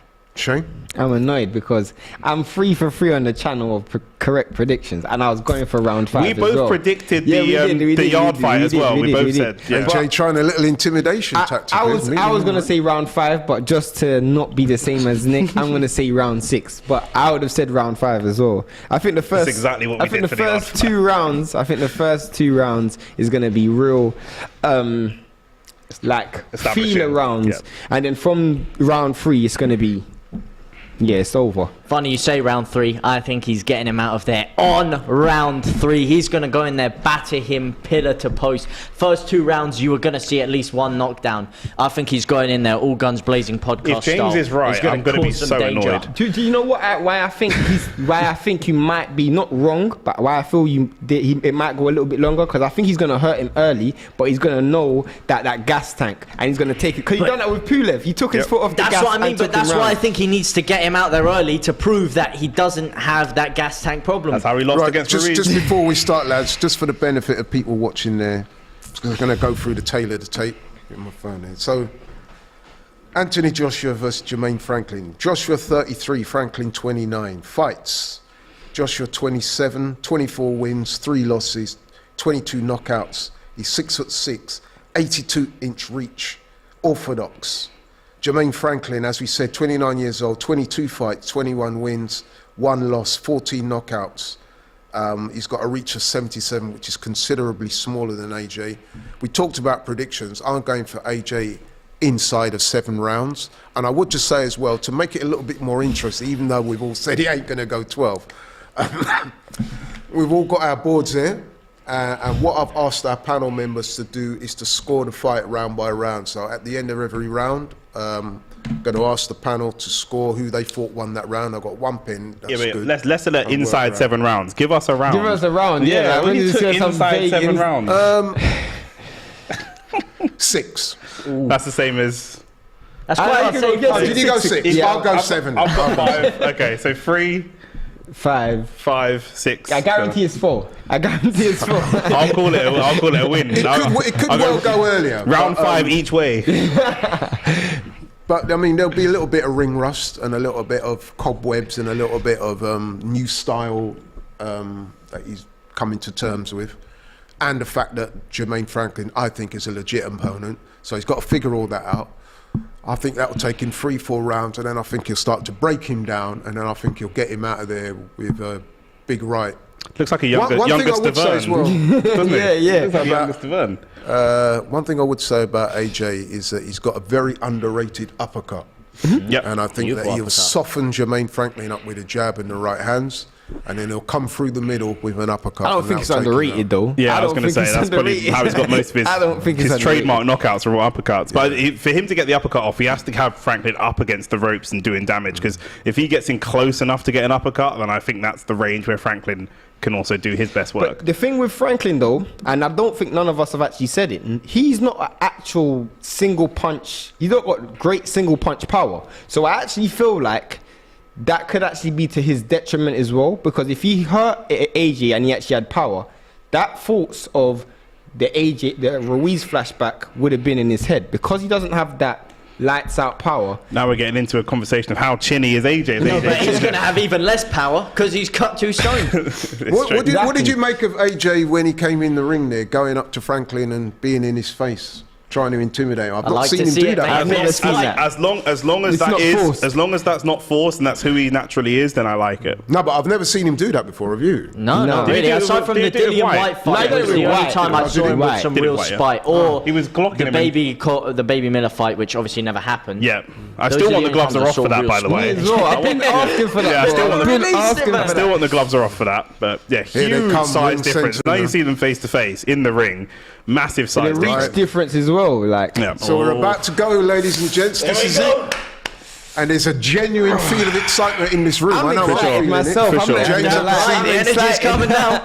I'm excited. And even Nick, who's normally a very calm and composed man, I can see. Probably comes across like I'm not an AJ fan, but I genuinely am. No, I remember I having all can my feel the cousins tension over in the for the room. Here first we Klitschko go. There he fight. is. and they're out, and There he AJ's is, centre of the immediately, ring already. Center ring. immediately on the front foot trying to land that jab. Oh, he's landed They're a good jab. trading, they're trading jabs there. That was Snapped good. his head back straight away, which is really good to see. He looks a lot more composed than usual, AJ. One thing He as usually well, looks a little bit lighter on his like feet. look at before. his face. He looks focused. very. They look got like mean two intention. weight classes apart. I've They got to do. say. It reminds me of Canelo versus is it Smith? Ah, Yeah. okay. Yeah. The size differential. You know, one thing I'm actually liking about Franklin already though. Good jab again. Had by a good AJ. jab. Snapping his head back with every But jab. Franklin's trying to be first. Oh, I like that. that's a Yeah, good but right you can hand see by Franklin's AJ trying to does be not first. respect his Oh, good power left there. hook by AJ. Oh, he's rocked him with that. That He's was a hurt. good That's left exactly hook. what we was, spoke yeah. about. And it's the to the nose as well. There you go. Established that authority. Franklin Which- already yeah, knows we I did say don't want to that. get hit by any Yeah. more of these punches. This looks very Vladimir Klitschko-esque from AJ, ironically. He's Very just fighting behind that fundamental jab. base. That jab can't miss. That jab cannot miss. Yeah, I you see, wanna- Franklin's got really disappointing head movement for an American. But he's fighter. trying though. He's just mistiming the head movement. Like he's actually trying. One thing I want to see of AJ though is be first with the jab. Don't wait. Be first. Yeah, Yeah. look, mate, I've never seen him this switched on before. Yeah, Wow. Franklin's trying Been a to long be the time. aggressor is really interesting from him. He's hitting that jab every time. Exactly. Just be first. And look, AJ's not expending a lot of energy at all here. So you're talking about him gassing out. He's not going out crazily right now. He's being Everything's quite off the jab. reserved. Yeah. What I like though is when he was just under attack, he actually kept his chin Yeah, he tucked stayed- down. He he stayed normally in just there. gets his head like right Get up me in the out air, of there, yeah. literally. Look at that. He's catching him with the jab every time, man. Good jab again. Look at the difference in the size of their That's arms. why I'm saying he's It's huge. catching it so much. Oh. They don't want to They just be both landed first. with jabs then. Be first with the jab. Be first. Don't wait. Be first. Oh, Oh. Good Really head nice. movement Good, there, yeah, though. really That's nice. That's good good head slip. movement there. This feels like we're praising AJ a lot and he deserves it, but this feels like a big mistake on Franklin's part to come in with this type of game plan. how do you mean?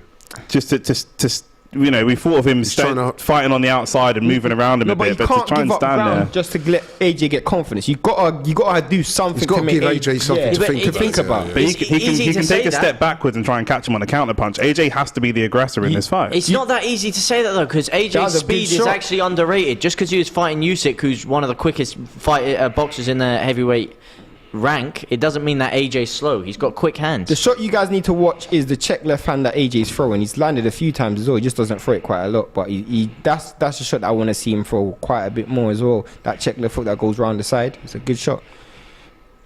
Franklin, again, he doesn't look overawed. He's I throwing told- punches back. You see how good he is Decent round. at tying And up. AJ's Decent looking round. back. That's it, yeah. AJ's still giving him the trash talk even after the bell's gone. He's looking back and giving him the trash talk.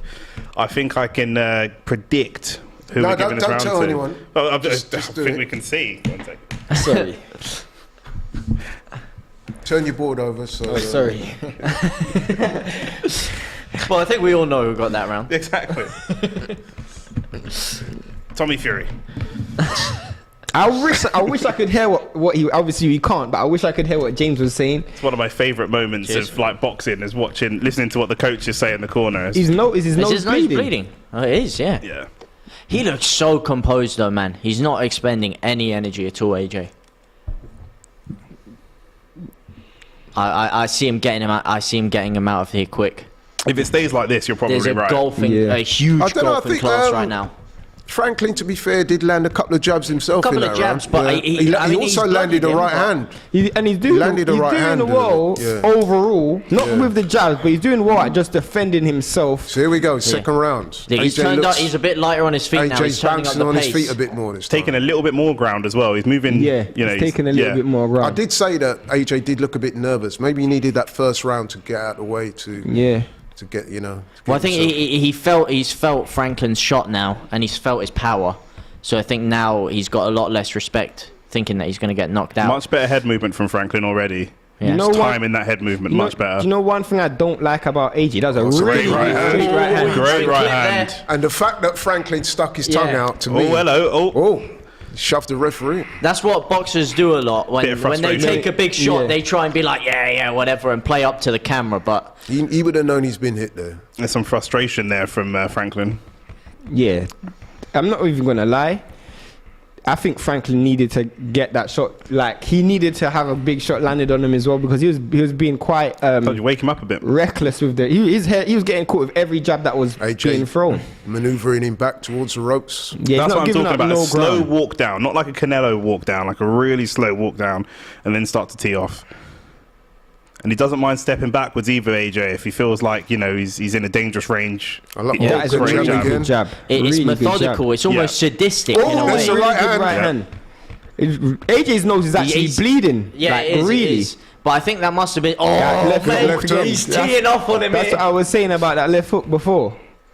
But Franklin, to be fair, trying to do something. back. He's trying to do something different as well. Franklin, he's trying combinations. He's trying head movement. He's no scrub. He's trying to find different solutions. Oh, there's the uppercut. This actually reminds me quite a bit of how Dillian White looked against Tyson Fury, just unable to establish the game plan. I know what you mean. Yeah. Really? I'd agree. I thought Dylan was terrible. Yeah, that's what I mean, and that's what I'm seeing from Franklin. I don't think Franklin's terrible. I don't think he's terrible, but I don't think he's able to struggling to unload establish the game himself. plan. I think is fair to say. No, but I think this is what you're going to expect in the first few rounds. You're gonna get. He knew he was going to lose the first few rounds. You know that. Yeah, but he's getting teed off. Dylan White can't take these many shots. Dylan was shook against Dylan White was horrible. Yeah, that was a terrible fight. Dylan didn't. He had no belief in himself whatsoever. Oh, that's a really good body shot. Great body shot. Franklin didn't like that at all. Though, saying about those body shots.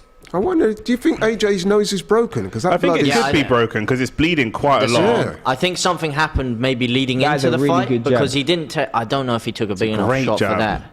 Great jab. But AJ's a bit of a bleeder though. He does tend to bleed. See, this is the thing. You're giving up ground again. Don't get. Good body shot again. Great right hand as well from Franklin. Really quick. That's what I'm saying. You can never compare this performance to what Dillian White done. He's already shown more effort than what Dillian White done in the whole fight. Dillian White was horrible. Round of boxing, but I think I know where we're all going with that one. Fair play to Franklin. He's given a good enough account of himself. He grew into it in that last minute there. I think so. I actually don't think, and I'm being dead honest, like, even though he's getting caught with a few shots, I actually don't feel like they're actually affecting him as much as I thought they would. I thought as soon as he felt AJ's big punch, you would actually start to see him unravel a bit. I haven't seen any sort of unraveling at all. It's a bit early though. Like he's definitely trying different things. You know, I don't feel like he's caught a big power punch yet. He's got a jab. That's a great straight right, to be fair. Again on the nose. Yeah. AJ does tend to bleed from his nose though quite a bit. Takam fight. Was it the Takam fight? I think that was a head clash. Takam come up and caught his nose. But yeah, he bleeds from his nose quite a lot. Derek James there. That's going to hurt. If it does go to the back end of the fight, not being able to breathe through your nose, it's going to be a very, very difficult thing. And it's going to be that test again. Here we go, of third resilience round for AJ. Okay. Some people in the comments saying there's a lack of volume by AJ. I think there's a process behind that, though. Not a lack of volume. He could throw more, but he's doing what he needs to do to get through these rounds. I don't think he's conserving his energy. You see, with the jab though, I feel he can throw it like doubles and triples, heads and bodies. He's just throwing it one straight down the pipe every time. It's like I'd be concerned about him jabbing to the body just because Franklin is quite quick. He has put on weight as well. Range though. Yeah. He has put on weight as well, so he's not going to be as light on his feet as before. No, he's definitely. We're not currently seeing the 200 punches around. That's a brilliant right hand. Good head movement as well. He slipped it well. But watch this. Every time Franklin gets caught, he tries to throw something right back. Yeah. every time. It's that left hook though. He's getting clipped with it. I said that from the first round. He's literally getting caught with that every time. But I like the resilience of Franklin. I'm not gonna lie to you. He's showing heart. I think Franklin's a decently scored fighter. I agree. He's growing into the fight. He is growing into the fight a lot. That. He's going for broke now though. I don't know. Maybe. I think he's just trying to establish himself. I think re-establish that dominance. I think is what he's I trying would to say though, AJ does look a little stiff. Do you not think so? Very. He's always looked like that though. No, but he a little bit more. I see what you're saying. think a but how little much bit more of that than is normal, tactical and how much? Oh, of that that's Great good right right hand. hand. But then Great he come counter right right. back. But then he come right back. That's what I'm saying. But that could be his downfall. If you Potentially. stay in the pocket. Potentially. But he's not giving AJ that moral victory. Shall I tell you what though? He's showing a good chin because, like you said, Shane, every time he's been hit, he comes straight back as if to say, you know, He wants to fight. Exactly. Do you know if you hit someone with with a good shot and they throw right back at you, it's demoralizing as well. Yeah. No, it is Franklin's growing into this fight, Very much so. and I think AJ really needs to step on the Good gas jab. a bit now. Yeah, he's establishing his game a lot more. He's getting in Another thing I close. want to see is AJ when Franklin's transitioning in. I want to see him try and catch him on the way in as well. He's just tying up, which I don't really like. Try and establish something on That's the way in. what I think he's scared of. That's the gamble. AJ's never been a good inside fighter though, has he? Yeah. He got a good uppercut though. Yeah. But this is the thing. Franklin's throwing much more combination punches and that high volume when he does throw. He's throwing flurries, and AJ's just throwing ones, maybe ones and twos, and that's the difference. Whoa. Franklin's got fast hands as well. Very quick hands. Good jab Telling again. you, them Ruiz flashbacks. Promise Good left you. hook from The only thing is he doesn't AJ. hit as hard as Ruiz. No, he Of course, doesn't. Not of on a course, single. yeah. Definitely not. Oh, Good that's a right good right hand. hand right on the end. That one's a conversation. I think that's the closest round. Yeah, I think That's a good round. That's a good round. That is a good round. I wish I could hear what Derek James is saying though. Ooh. I don't know. That's a tough one. You know, that's a tough one to score. I know if Carl Froch was scoring it, that would be a 10-10 because that guy loves 10-10 rounds. And some onion rings on the side.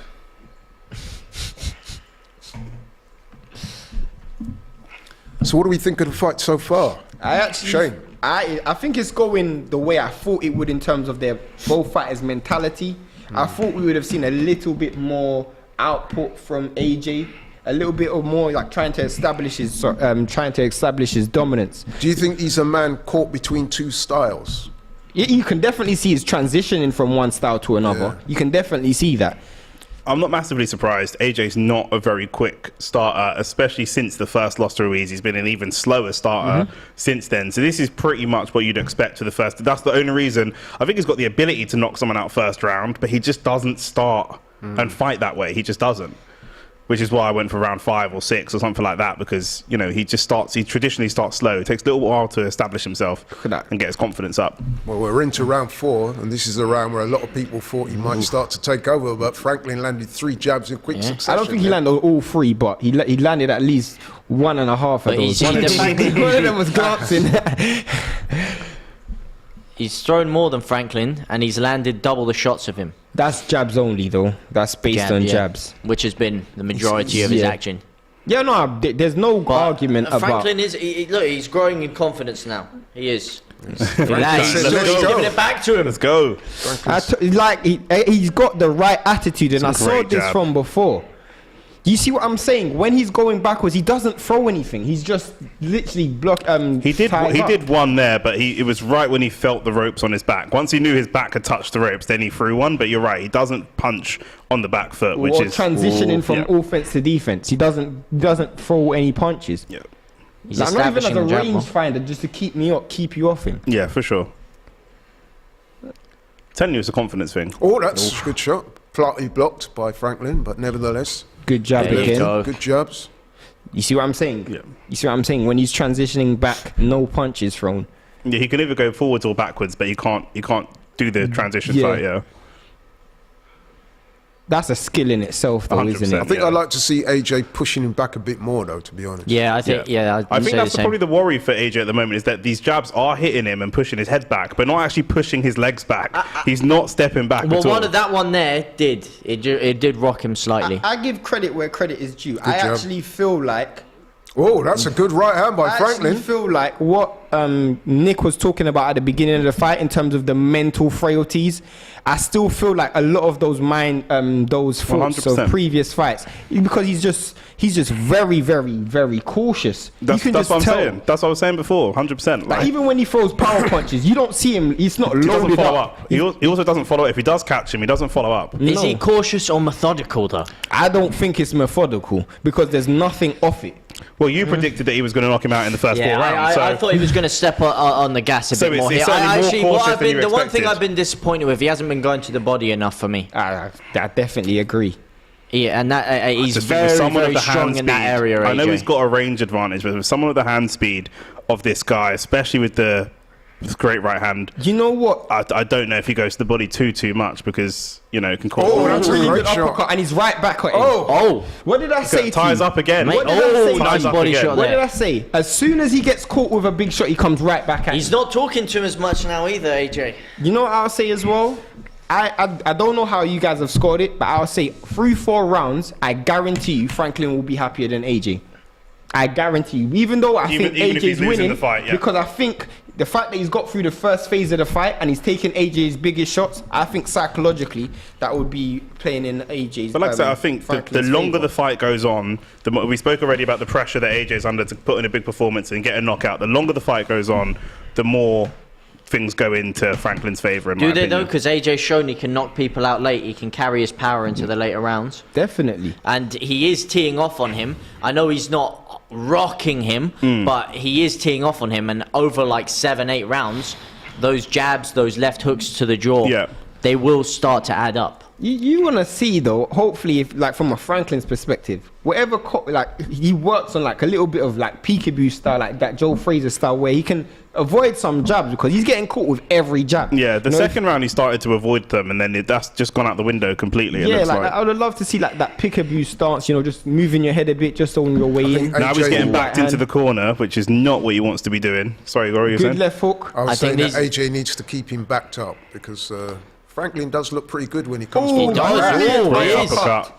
And AJ doesn't like that. Whenever he gets hit flush, he doesn't like Give it. Tony Bellew, I'm not sure I 100% agree with that. Not far off. Don't but- give your cards away, guys. Pictures. But That's a listen, good man. What I would say, every round has been competitive. Other than the first Regardless one. of who you give it. The couple, first one, I think, so, no. I think the first one was a bit open. You could easily score that one. I think the other ones have been much more harder fought. What AJ a looking for that shot right over hand. the I want to top. see him use I that. agree. Once Franklin ducks low, Yeah, I actually agree. I don't think he should actually be throwing body shots right now. 100%. Because you don't really want to trade a body shot for a headshot. It's not a very good 100%. exchange. And he's got very, Yeah, very but fast hands. he weighs so much more to suck the energy out of him. If he's trying to get him out of there If later, he's hitting him with every jab to the head, don't gamble and go to the body. The reason why as well is because Oh, you got caught there. when Franklin's returning, he's not returning with one. That's what I'm He's saying. returning with one. That's what I'm saying. no, I have been very impressed with Franklin as the fight's gone on. I mean, I was talking to Laurie before this fight, and he was saying he was impressed with Franklin's Oh, fight. that's a Very big right. right. Oh, But but he Franklin, returns well. Franklin comes back. What did I tell you? This is such a good performance What from did I Franklin. say? Franklin What did I say? Franklin is definitely losing the fight. He's definitely getting hit more. But for those of you that are not watching, every time he gets hit, he throws comes straight immediately back. back. And he's just not allowing AJ to Literally. really kind of rock him, because we know AJ mostly needs a 2 or 3 punch combo to really get somebody out of there. He's just making him reset every time. 100%. Every time. And he's doing it with boxing. He's not doing it with clinching or hugging, or he's doing it with boxing, which is so good to see. Laurie was saying to me before the fight, like he really respected Franklin's fundamentals. Like yeah. he was saying that to me before. The Like, inside boxing They're from fighting AJ here. in the clinch. Yeah, Which AJ's is- you actually don't see piecing that him that up there. often. You say he's I don't not want a to great preempt inside anything, fighter, but to me, this is one of AJ's better rounds. He's looked good with a jab. He caught him with a massive right hand a few moments ago. And Another right hand again. Again, Franklin comes back. How many times have we said that? Is not somebody you would want to fight down the street. You know, he honestly. All those people that were disrespecting Franklin, man, put some respect on his name. Yeah, and this is not bad stuff from Anthony Joshua either. This is just good boxing from Jermaine Franklin. I said that from the second round. I said as soon as he gets hit with a shot, he does not. He just comes right back at him. Literally, it's a. I mean, I'm actually enjoying the fight. I can't even lie. I'm enjoying this. I can't lie to watch for sure. Franklin's face looking a little marked up. It's starting to get swollen. There could be maybe cuts and bruises coming into the later rounds, but as it stands at the moment, I mean, he's in there. It looks like, I mean, he's in the fight. If you're a neutral, you're absolutely loving this. If you're an AJ fan, you're absolutely. Neither one of them really at the moment look like they're going to knock out the other one. To be honest, I wouldn't say I would be hating it if I was an AJ fan. I would say it's not exactly what I would have expected as an AJ fan. Yeah. Because I didn't expect Franklin to be as game as he was. I know he was skilled, but again, he's taking the biggest shots, and this is not done well for AJ's confidence now, by the way. He looks frustrated to me. I think he would be. There probably aren't that many people that he's fought in his professional boxing career that he's hit this many times, this cleanly, and they've shown they've done damage on his face and stuff, but haven't been considerably rocked and are still mentally, there. Yes, or mentally exactly. rocked. Like the comments are a mixed bag. Someone said I can see AJ getting countered, AJ not using his reach or being assertive. Sadiq says good fight. Jamie Wayne says you lot are biased. Kieran says AJ would have no chance against Fury. Arsenal Malik says no hooks by Joshua. AJ's a bum. Apart from AJ's a bum and AJ having no chance against Fury, all those comments are saying different stuff, but they're all correct. They are all sort of right. Depending on how we're being biased. No, that one as well. I didn't even think about that response. I'm as neutral as it can be, mate. Trust me. But you know, there are multiple ways that you can look at this fight. You can look at this as good work from AJ or really good defensive work from Franklin. Both sides are kind of correct. I think what this fight shows is that those people that were rubbishing Franklin, I think they should eat their words. If you're an Anthony Joshua fan, you've seen this guy lose to Andy Ruiz. You shouldn't be rubbishing anyone. Yeah. Of course not. He's been the busier fighter. He's thrown 18 more punches. But you could see that. You could see that from the first round. I was saying AJ needs to be first, and not one time since that first round have I actually seen him be first, other than probably the last round. But you just have to be first. If you're the first to throw a jab, you're the first to throw a counter, then 9 times out of 10 you're going to neutralize your opponent. But this goes back to what we were saying about what James was saying before. If this fight stays exactly as it is, it looks likely that AJ will win it on points. But because we have such a high expectation of him, he'll come away and his fans will come away very disappointed that he hasn't come away with a knockout. And we're only halfway through the fight, not even that yet. And it's a good performance from AJ, but not what. But that's his brand. His brand is attracting. Great uppercut. How do you attract the casuals? Oh, and a good right hand. Do it with knockouts. It's the first time, like you said, when Franklin's coming in, he's caught him on the way in. Speaking as a coach, you know what I'd like to see AJ do? You see when he throws that right hand and Franklin comes straight back at him, what he needs to do is step back and catch him with a check left hook. But that's what Shane was saying. He will not hit Franklin as Franklin's coming in. He won't hit. He's done it once with the uppercut, and that was class. He needs to do more of that. No, he did. He hit him with one check hook, but he's not doing it enough. Oh my god! Good shot landed by Franklin. He's having a decent round, Franklin. Yeah, he is. And I'm being dead honest. This mentally, after this, I actually feel like this might be bad matchmaking. Who was talking about the mental side of the fight? I actually think they've chosen someone a bit too tough mentally, because this is not doing AJ's confidence no world of good. Trust me, because every time he's throwing a punch, he's literally getting countered every single time. Some of them may not land, but he's still coming back though. I mean, remember, he's in with a man who's never been knocked out. He's lost one fight to White on points. And it's controversial as well. And it's a controversial loss. So he's close to an undefeated fighter, and he's never been knocked out. Has he ever been knocked down? I would say he got knocked down against Dylan, but they didn't class it as a knockdown. Got you. Oh. It's not what you want to see from AJ, leaving his hand out there. Definitely not what you want to see. Oh, Franklin landed 3 shots there. Yeah, blocked well though. It's all got a bit friendly now. They're so I mean, AJ's lost that. He's not getting in his mouth head as much. Yeah, I think so. I can't lie. I know how I'm scoring that round. I know how I'm scoring that round. No, you're scoring all the rounds, isn't it? No, but there's been one round which I think was a swing round. I think. So now we're entering into the second half of the fight. Not many people predicted that. I went for a 7th round stoppage, so I guess my prediction's still on. Only for the next 3 minutes.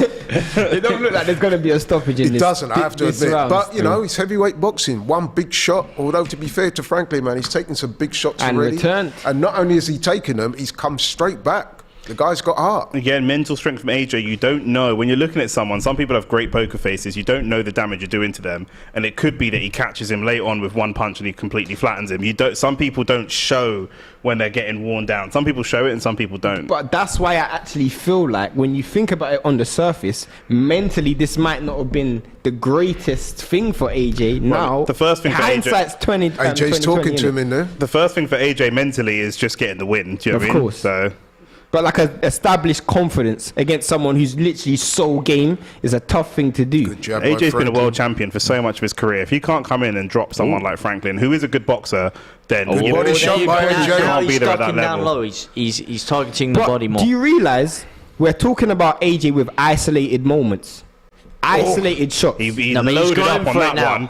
He loaded up on. He missed that left hook, but I'm almost certain if that connected, Franklin was going down because that was a monster of a left I hook. think he's realised he needs to get him out of here now. I think so too. He's come out this. He knows this Laurie round a said bit more round 7. animated. Yeah, he must have heard. Yeah, I He's think watching he the does, stream. yeah. I think they got that message to him in the corner saying, listen, man. Oh, good shot. Again, Franklin comes straight back. But the head movement's looking a lot better telling from you AJ now. Trying to tie him up, trying to punch in the clinch. I'm telling you guys now, there is room for that check hook. And Joshua so far has not been throwing it. But every time he throws the right hand, Franklin comes back at him in a straight line. He should be turning that check left hook over. There's not a lot of fighters in the top. Good jab, good jab. In boxing. Good. You have that durability. That will knock Franklin out in the first 6. I agree. There is not a lot of fighters that will do that. I think Wilder is because he's got that power, but there's not a lot of fighters that will knock Franklin out in the first 6. Not a lot. Based on the rounds I saw against Dylan and what I'm seeing today, definitely not. Yeah, it's going to be a slow one. I mean, he's starting to get some swelling around his right eye, I think, where AJ's jabbing him so much, and it, you know, those could be the difference makers, really. But in terms of just a clean knockout, I don't see where it's coming from at the moment. I still hope it comes. And like I say, not everyone shows when they're hurt. We're getting into a bit AJ's of the really wrestling. trying to establish his weight on him, though. Yeah. That is. That's all Tyson Fury's done for the last 10 years. So. Story of People Tyson out there Fury's watching the career. fight, what do you think? We think it's a good fight so far. Franklin's definitely a worthy opponent. Let us know what you think. Hit that like button, man. He's better than Hit that like Chisora. button. That's all I'm saying. Let us know what you think. He's better than Chisora.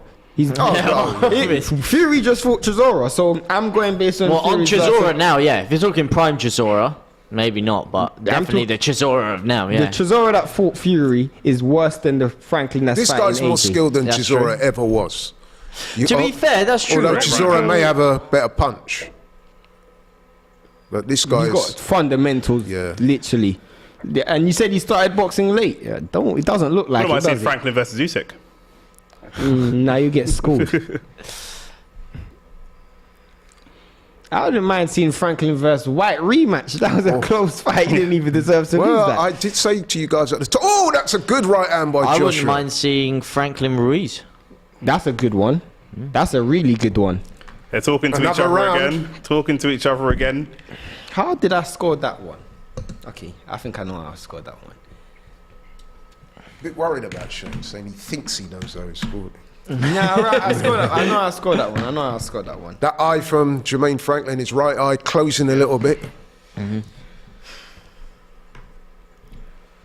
But it's a good It fight. is a very, very good fight. Better fight than I expected, to be Would honest. I be happy? Would you be happy if this goes the distance? Well, it depends how the last couple of rounds unfold. Well, the last fight. For AJ, no. For a neutral, yes.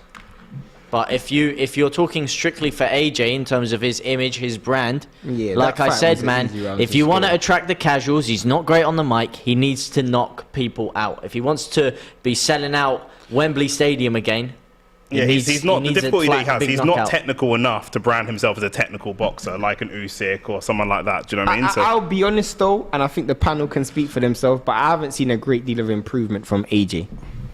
From this, Yeah, I think you're right. Yeah, but no, I think, you know, it's his first fight with a new trainer, so you've got to take that into account. Yeah, I know he's going to turn water into wine in one. Like, Exactly. but obviously, I would expect a certain level of. Look at Tony Bellew in his car. Tony, I mean, come to on. be Give fair, it over. no, Give it yeah, over, Tony. yeah. Come on. I mean, Tony Bellew would give 10-8 rounds to AJ if he could, literally. Yeah. It's like his best mate, isn't it? Not best mate, but Yeah, I know what you mean. Well, Matchroom boys, yeah. Oh, that's a good shot. starting to tee off There that you multiple go. punches. That's what you want to see. Oh, a bit of aggression there by Franklin. He's going to Gave get him a a point spear. I deduction. don't think he'll give a point. That's the first warning he's had. I don't think he'll give him a point deduction for that. You can tell he's getting frustrated with the tie-ups. Well, yeah, Franklin, I think he's realised now if he wants to win, he has to knock him out. So this is where I think Franklin comes into it more. Yeah, definitely. And yeah, I AJ agree. can catch him with that check hook, like you said. Definitely.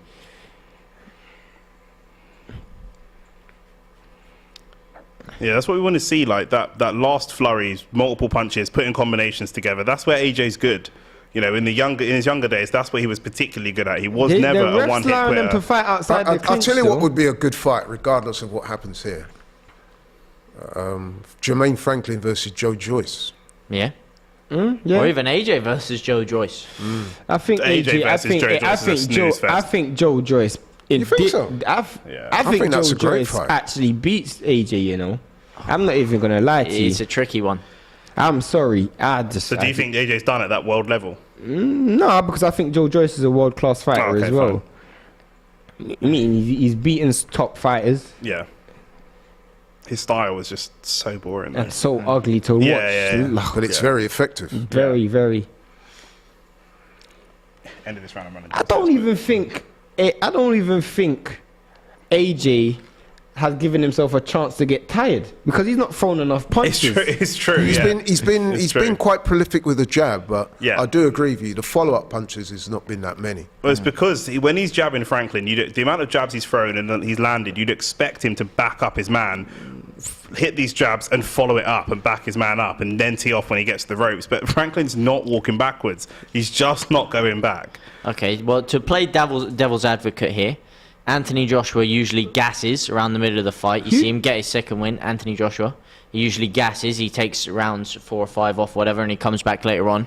Have you seen him gas today? He hasn't thrown enough punches. Yeah, for Shane that. says he Exactly, hasn't- which goes back to my point. Is this a tactical thing That's a good to uppercut. maintain That's his not energy your and his point. power? You predicted he was going to win by knockout in the third okay, round. yeah, of course I did. I not my point from the beginning of the Can't fight, but argue, my point now. both points. Who's initiating these clinches? Because I'm starting to get a bit frustrated by it. I think the Who's referee's got to be a bit more proactive, actually. Who's initiating these clinches? Because I actually Oh. don't understand. Like Back the in last minute and a half of that round, all I've seen is tie-ups.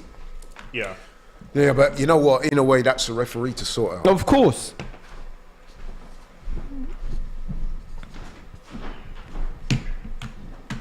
There you go. If I could, I'd give that round 9-9. That round was a horrible round to watch. He's getting a bit scrappy now. Yeah, the referee's got to be a bit more proactive in that.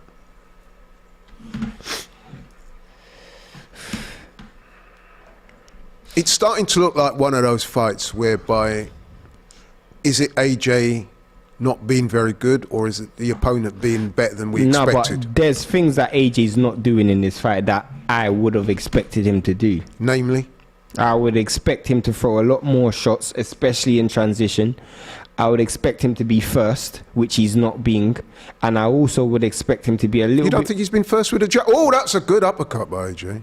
in the last in at some stages he has, but you know I just haven't seen enough output from AJ. It's Because been every very, time he very opens selective. up and he goes for that uppercut, he's getting clipped. I think the uppercut coming The more in- uppercut in the clinch is working well, but Yeah. whenever he tries to just go at him generally, Yeah, like Franklin's ducking it and he's actually teeing off at him. It's funny because AJ's looking less marked up now than he did at the start of the Yeah. fight. That nosebleed has stopped completely. Well, it's all over his shorts. and he looks like he's actually. Has he looks got a like second his, win? His intensity's increasing Well, that's this the thing round. we say about he usually think he's comes got a on second strong. win? He usually does. He usually comes on strong at the end of the fights, aside from the Usyk fight, because Usyk is just an animal when it comes to his gas the tank. ref's got to do better. I'm sorry. This is just the ref has to do better. because he's not being stern enough in terms of these clinches. It's happening way too regular now. Here he is. See, right there, he had him in the corner. He should have threw a few more punches. This is where he needs to finish him in this position here. Very. I'm telling you, he's gun shy. Very. I haven't. Is it he's gun shy, or is he just not got faith in his stamina? It's gun shy. Both. I mean, it's not a huge amount of difference. Because you say between gun the two. shy, but he's not been hurt by anything Franklin's thrown. But gun shy can just mean he's scared to go for the finish. Yeah, well, the stamina could be a reason for being gun shy. I think it's more.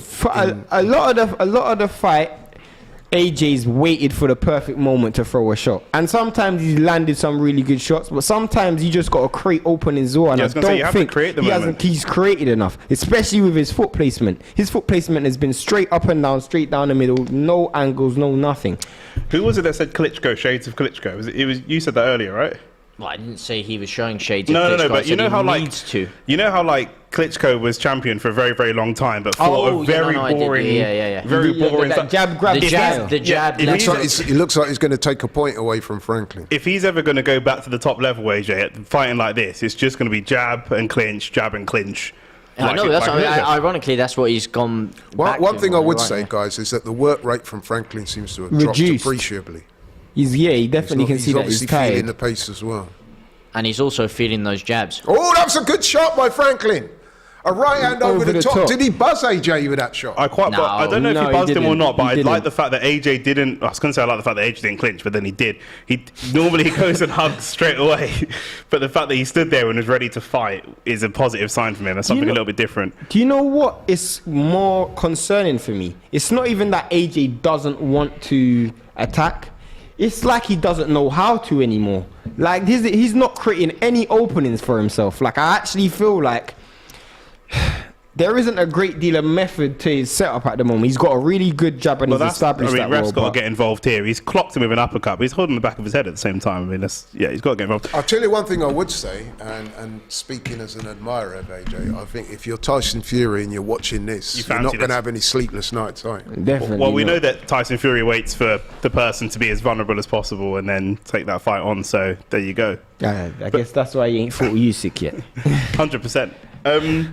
How much, obviously, I think we're all feeling a bit of frustration at the moment on the panel from this performance. There was a right hand that rocked AJ because back. The opportunities are there to go for these I didn't do the last one as well. How much are we putting that down to change of trainer? How much leeway can we give AJ for changing approach? It's a good point. I was saying to Shane earlier that I felt he looked like a man that was caught between two stars, and at times he definitely has looked like that, but that's a little bit inevitable because you are fighting under a new trainer, listening to different instructions for the first time in your career with that person, so it's bound to have an effect. What I would say without giving my score away is that I do believe that AJ is winning the majority of these rounds, but I would stop short of saying he's looked impressive. He's looked impressive in spurts. Yeah. But he really does need to get his swerve on, man, if he's going to get It's a real shame. I mean, I'm starting to feel almost bad for him in as much as I can feel bad for a multi-millionaire. That's a really good uppercut. But I'm starting to feel bad where he's getting to a point in his career, great uppercut again, where winning isn't enough. That's what he's best at. You got throw in those flurries, Shane. We spoke about it before. You got to sustain these attacks. Is round 10 going to be the round? He's got to throw combinations. Don't wait. You got to sustain these attacks. Don't wait. You're allowing your opponent to recover. But this is another reason why I don't think he beats Fury, because Fury's powers of recovery is amazing, and you can't wait. You got once you got a person hurt and rocked, you got to sustain the attack. He does so well, AJ. This is where I say he's gun shy, Laurie. He's had great success when he throws multiple punches. When he throws flurries, they work, but he just won't do it. Do you know what I mean? You can almost see it now, innit? As soon as his fight's finished, you'll see a Tyson Fury video. Yep, I'll say, what was that? AJ, terrible performance. Calling him a dosser. I'd beat Franklin in 2 rounds and all that. But is this much worse than Fury's performance against Chisora? This is better. This is better by AJ. I mean, you both said that Franklin's a better fighter than Chisora was. Fury wasn't. I mean, he was teeing off on him. Was it much more convincing than this AJ performance? It was more convincing. Oh, good shot by Franklin. That was a great shot by Franklin. Right on the button. Oh, good shot by AJ. Oh, here we go. It's a great round. He can't hold his head though, ref. He can't hold his head. Oh, he's holding Franklin's his head. hurt. Yeah, but it's dirty boxing. That's what you need. AJ is holding Can't his hold head. his head. He keeps doing that. Tell you what, man, put respect on Franklin's name. He's a tough so-and-so, man. Those Trust are me. the I hope he gets a big cheer No when matter the what, I this hope is he not gets a a big big thing for a fight stop. after this as well, because he will. deserves a good fight after this. I mean, I wouldn't even mind seeing him versus Bacoli or something like that. I'd love to see him get a good fight. Joe Joyce, man. Yeah, why not? If Joe Joyce, that's really a big good right hand. and he's still there, but he's not returning though. Frank Before Sanchez? he was. Yeah. Frank Sanchez. Oh, jeez. You don't like Sanchez? He's boring. We had this though, argument isn't he? last time, to be He's fair. boring though, isn't he? Like, He's a good boxer. he's very good though. We've been spoiled. A lot of heavyweights that are good are boring. We've been spoiled for the last few years with some entertaining fighters. I mean, One thing I don't want to hear AJ say after this fight is, I could have got the stoppage, but I wanted to box him. I wanted to go take 12 rounds. Yeah. Because you can see here, he's throwing trying. punches with intent. He's starting to not throwing but enough of them. He's starting to look tired now. And He it's is. No, but it's a Franklin. 10th round. much better. Yeah. That's what it's a credit to him. Much better Brilliant from AJ to right look hand. tired at the 10th and the end of the 10th. but as he's well. not even though he's not gassed. showing it Yeah, though. yeah. He's still throwing, and I actually think I'm not gonna lie. Like Franklin is game. Like Franklin is game. This is what I was saying earlier. Is it AJ's not on it, or is it the opponent is better than we thought? Mixture. I genuinely think it's a mixture because, like I said, there's only been 2 or 3 times at the end of the 10th round. There's only been 2 or 3 times where he's flown a good flurry of punches and he's caught him flush in that flurry, and he just will not do it enough. It's not like he's done it a bunch and it hasn't worked. It has worked, but he won't do it enough. Even when he's got the guy hurt, he'll stop throwing punches. So it's a mixture of both. He doesn't fancy it. You know what I was thinking as well? I think even more now, we're going to see that Dillian fight that me and Shane spoke of. Because Really, though, let's be honest, levels. right? Now let's be brutally honest.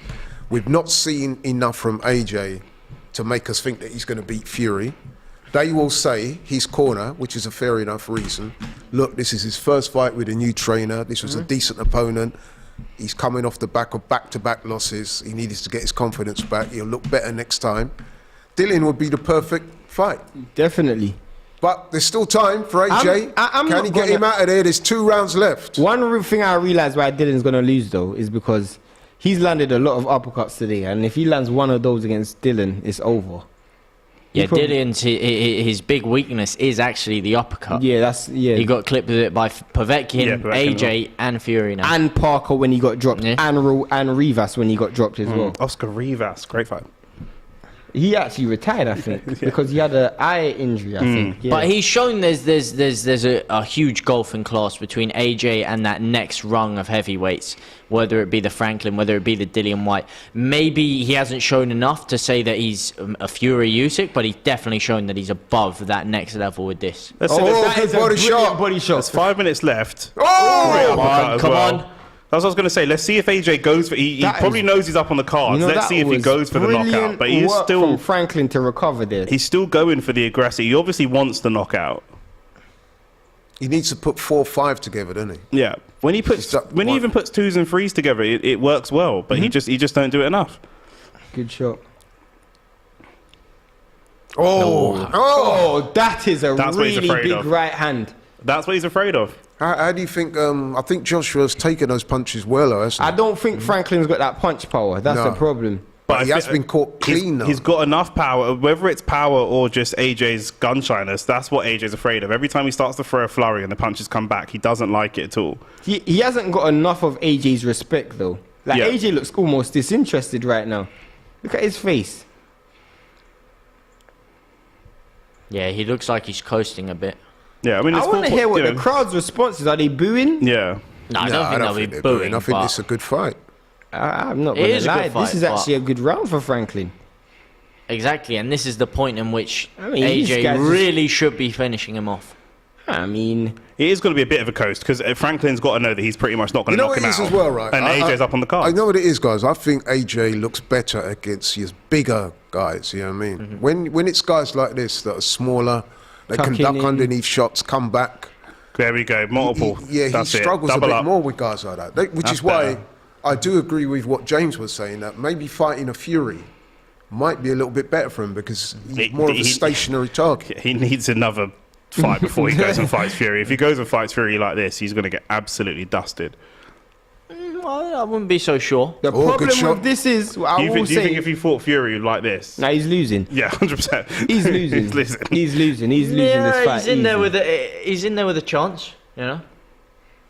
Like you say, his body game will be a lot more effective against Tyson Fury than it would here. What I will say is, I mean, you say it's hard for him to establish his game and really get those shots off on a smaller guy. Franklin's taken some mean shots today. He has. His chin has really impressed me. There aren't too many people, I'd say, in the heavyweight game that can sustain this amount of pressure. Yeah, no, that's a fact. That's a fact. The uppercut, I mean, he hasn't done it enough, but when he's caught him, he's clipped him well. I just want to say, since 79, let me qualify that remark. I didn't say a stationary target as in he's going to stand there. What I meant was that he's bigger. He's a bigger target. Yeah. So, yeah, you're right. I should qualify that. He's not a stationary target, maybe a bigger target. So, yeah, apologies for You're that. revising your comment? I am revising my comment. Because Fury does have good head movement and good footwork. Yeah. It's just that he's a much bigger man. Right. Sorry, guys. Here we go into the last round. Championship now, listen, round. None of us expected this beforehand, but here we are. AJ. I certainly did. 12th and last round. Can he get him out of there? I'll tell you where Franklin's made a good start to the round. I'll tell you where Franklin has been a bit disappointing. I thought the longer it goes on, the more, obviously, if AJ's going to knock him out, he's going to knock him out fairly early. The longer it goes on, the more advantage it goes to Franklin. And Franklin's done very, very well to absorb these punches, good punch resistance, but hasn't quite been able to actually impose himself enough. I think the reason for that, though, and this is me being genuinely honest, is the clinches have actually been to Franklin's detriment. Of course, yeah. It's going to sap so much energy out of him. Yeah, exactly. What would you say to this comment here? It says, this is unimpressive comeback. He's not top level anymore. No excuses. I don't think it's impressive at all. I will agree with that. Is he top level? I mean, he's not Usyk Fury level, in my opinion. But that's what I mean. He's shown that he is a class above of the next rank of heavyweights. Now, the question is, where does Joe Joyce fall into that? I think he's above the Dubois. I think he's above the Franklins, the Dillian Whites. Joe Joyce, he's a questionable one. Is he on the Usyk level? Is he on the... Mind that. Where does Wilder fit into this? But I think he is comfortably above that. He's still definitely in the world-class realm. I mean, I do think that world class, maybe. I do think that the court of public opinion are going to judge him harshly. Oh, they will, yeah. Because they would have expected him to get him out of there. But this is what we all said before. And let's be honest, right? He's not even come close to getting him out of there. Nope. That's what I'm saying. You see, Dylan, even though Dylan probably arguably lost to Franklin, he was closer to knocking Franklin out than AJ was. If you look at that 12th round, Franklin was hanging on for dear life in that 12th round. He's got that's a good uppercut. Oh, second uppercut. He wobbled him there. Now Franklin's trying to hold on. Here we go. You can't blame Franklin. Who you blame there is the ref. Just because Shane said this in the 12th round against White, Franklin was holding on. He's holding on again. See, this is where I'm slightly critical of Josh. 100%. He should have gone straight back in. That's what Shane was saying before. Yeah, exactly. He resets. It takes too long to reset. He should have done the wheeling up his right hand. And that's him managing the gas tank. But in the 12th round. Are you managing the gas tank in the 12th round? Like 30 seconds. It's not flowing, man. The clip. Look, see, look. And now we reset and we go back to 1s and 2s again. It's really disappointing. It is You know what? We all like AJ, but from a neutral perspective, that person was correct. It is disappointing. Do you know what I mean? To not really see him. And it's Franklin that's... Yeah. Well, Franklin has to go for it. It's 10 seconds. He's probably at the clap. It's 10 seconds left. It's getting more impressive, but it's too late. Yeah, he just tried to steal the round a little bit. The fight is over, and he doesn't look happy. A little bit of respect there, or is there? No, they're hugging. They're hugging. Are they hugging? Are they clinching? What? Oh, no, it looks like they're fighting. Whoa, he's going at the coach. AJ went to hug him. Yeah, I think he just... Franklin kind of pushed back at him and other coaches are getting involved. I think, AJ just hooked his coach. Some people would say that if they'd have shown that as much aggression during the fight, he would have had a knockout. In a fight like this, you shouldn't have that type of energy at the end of the 12th round. You know what I think that is, right? That is AJ frustrated the fact that he couldn't get out. Franklin instigated that. AJ said good fight and kind of tapped him, and Franklin didn't like it, and it was Franklin that kind of instigated the attitude. Why does he not show that attitude in the 10th, 11th round? Yeah, but AJ looks like he's It's not a street thing, you know. Man thinks You know what? Yeah. Man thinks he's on road. I was 50-50. He's not even blowing that hard. I am fully on Nick's side when it comes to mentality. Thank I can't you. lie, bro. Thank you. Vindication, believer, bro. Vindication. I can't lie, bro. This guy mentally. Oh, there's something wrong. Because you're looking at how he technically boxed, and you can see that he's got all of the stuff in the toolkit. The only to thing take holding somebody him out back in is his the own mind. mind. Thank you. There's definitely That's what I was mental saying. demons, He's bro. clearly got it. When we're seeing him throw, he can jab the guy all day. He can throw hooks. And he can catch him. He can all the technical stuff. He's got it. That enthusiasm and that, I want to say, That killer vexness, killer instinct. that he just showed there. You didn't really see that in the fight. So I mean, he needs to unleash that in the fight. It's the same as Usyk. Right. I've got to call time, guys. Scorecards. I'll start, shall I? I've got AJ a clear winner. I scored 8 rounds to 3 and 1 even. I may have been a little bit generous towards AJ, I don't know, but that's how I felt after each round. There were some very competitive rounds out there. But I do think that AJ definitely won the fight. See, look, he tapped in to say well done, and then Franklin's was come that, back. though? I don't know what that was. AJ... Well, look, he swings at his coach after, or he's in his face. Because he first tapped him to say what's up. I don't know if did he clip him there or. What is AJ doing? This may well be. I'm not taking it. This may well be a theme that we see for the rest of AJ's fights. Look at this again. Remember, just gets where there's No, an but argument. it looked after- like Franklin wanted to hug him as well. Yeah, you're right. And Wait, he was that actually. think That it was didn't look like he AJ, was hugging you know? him. Yeah, Wait, that might- Bro, AJ's post fights are a madness. He knows They that he are. didn't He's trying to get the perform. crowd invested for the next fight. That's what it is. yeah, He didn't like knock a him out. cliffhanger He's thing. getting them He excited. knows that he Right, so I he knows had he 8 didn't rounds perform. to 3 and 1 even. What did you have it, Shane? I had it 9-3. 9-3, 10-2. 10-2. James? I had it 10-1-1. 10-1-1. So I actually gave Franklin a few more rounds than you guys did. But No, let's see I what- said 9-3. You said 8-3. Same Okay, thing. okay. I just But thought like overall, I'm going to say this, yeah. He won the fight, but it wasn't impressive. I've got to be honest. Mentally, he's shot. I'm telling you.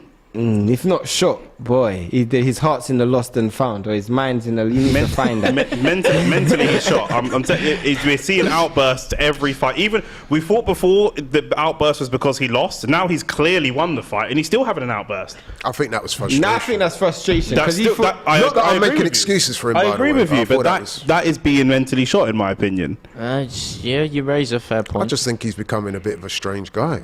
He's always been a strange guy.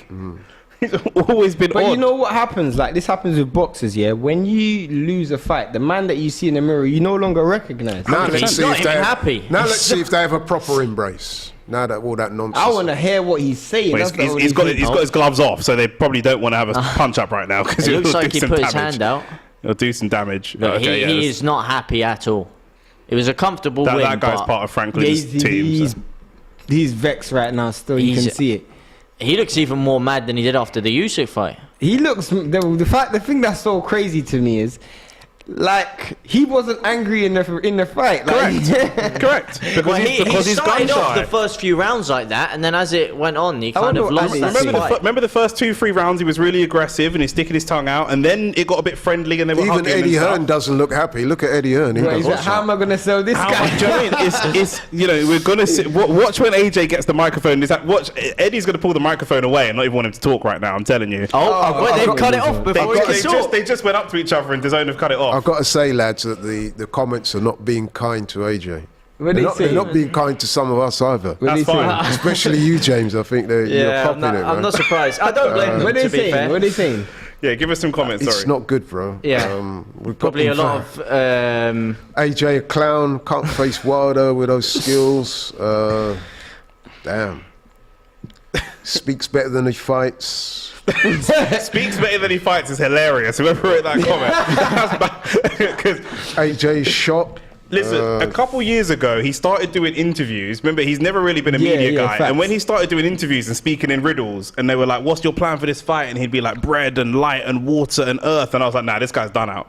This guy, when man started talking in riddles, it was you know, a mess. I swear, like I don't know what's happened of this guy's like mental state. I don't know what's happened to it, but like it's literally fallen off a cliff. It all goes back to that first Ruiz fight. Jermaine, I'm telling you, ever since then. The reason why I agree with that, because I remember when he fought Povetkin, and he had a tough first couple rounds. But when he switched it around and he flicked that switch, and he just built in so much confidence. Like, he was a fighter who was not afraid to go and put it out on the line. He had all the technical ability there tonight. We saw it. We all saw it, to do a lot more damage on his man than he did, and he didn't do it. Man's taking the mic again.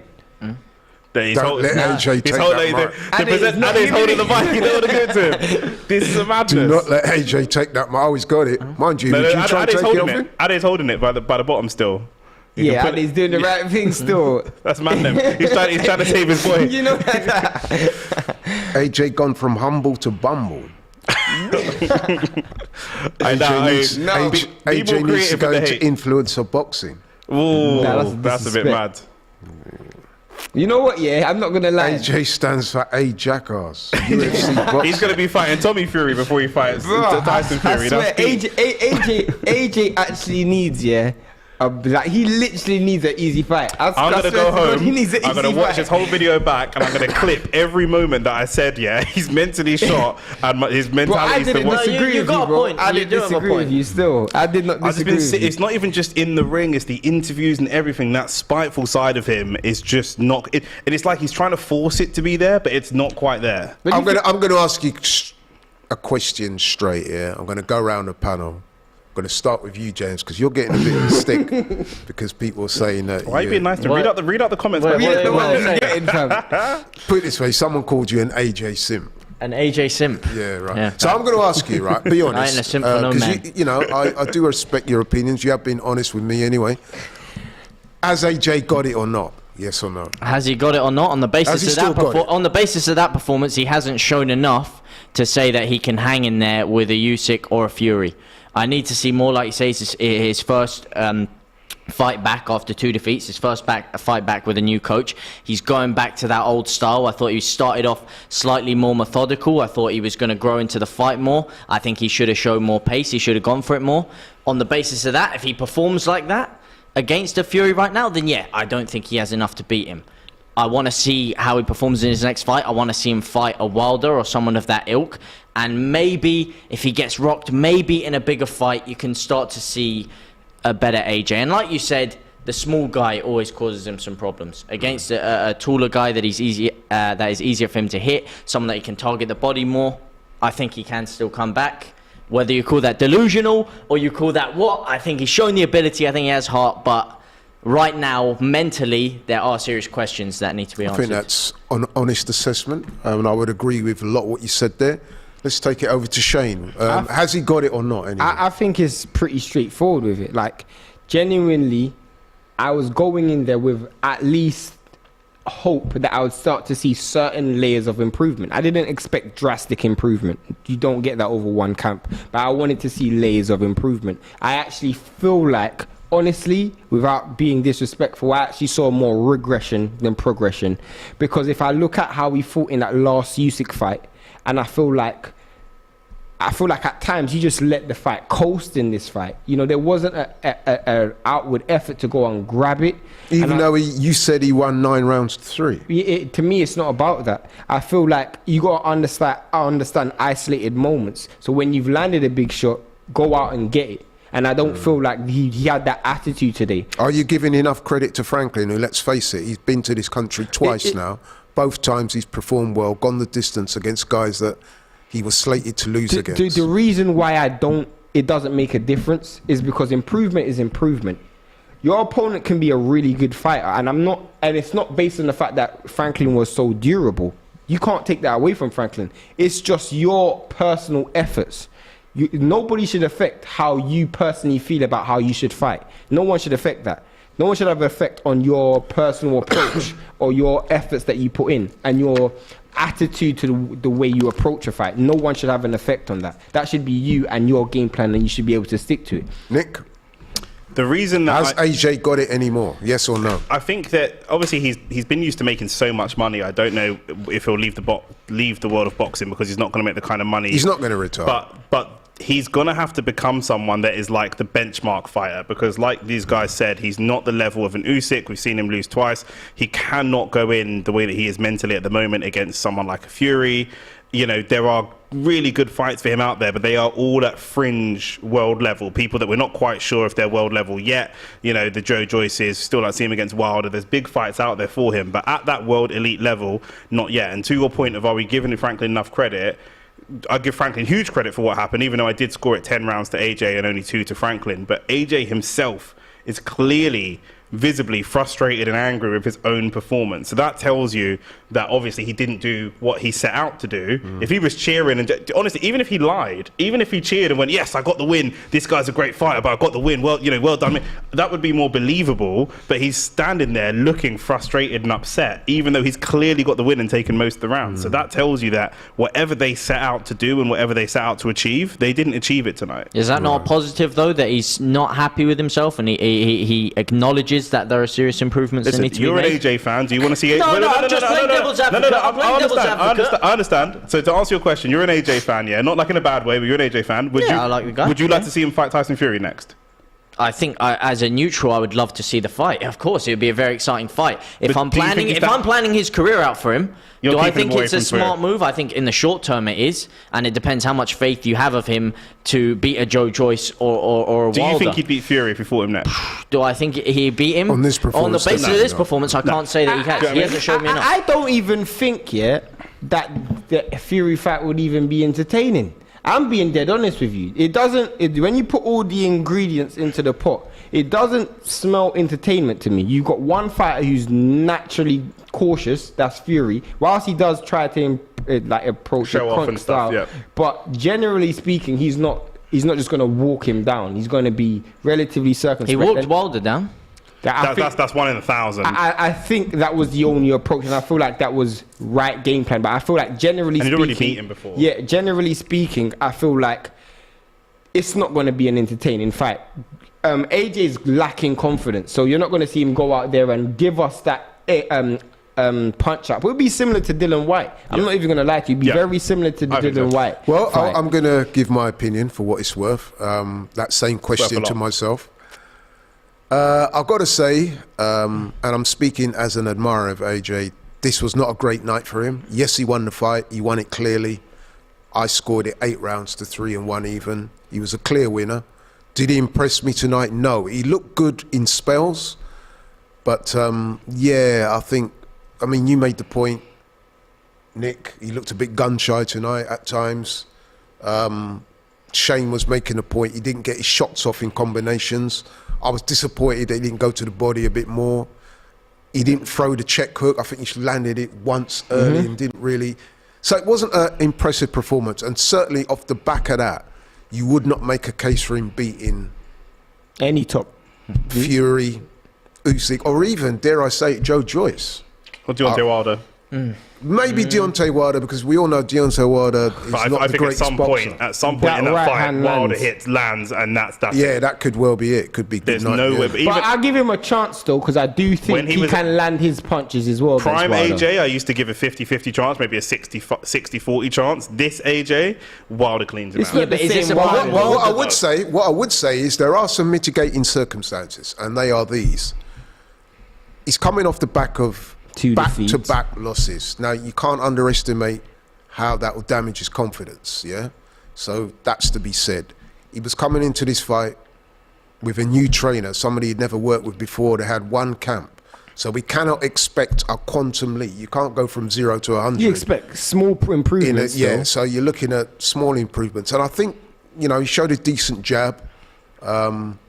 But really, there wasn't much else that I could look at in that. But he's always had a good jab, though. He's always had a good jab. I don't think there was any improvement. I think he's always had a good jab. I think what I would say about the jab is a little bit more consistent tonight. He was doubling up on it. The one thing I would say that has improved, which I think is the gas tank, because he didn't throw any punches. Well, that's called game management. That's managing, you know what I mean? I agree. It was strange to see him come in so heavy and actually manage the fight. It's because he didn't really get out of second gear. There's one word I'd use to describe that performance: comfortable. Yeah.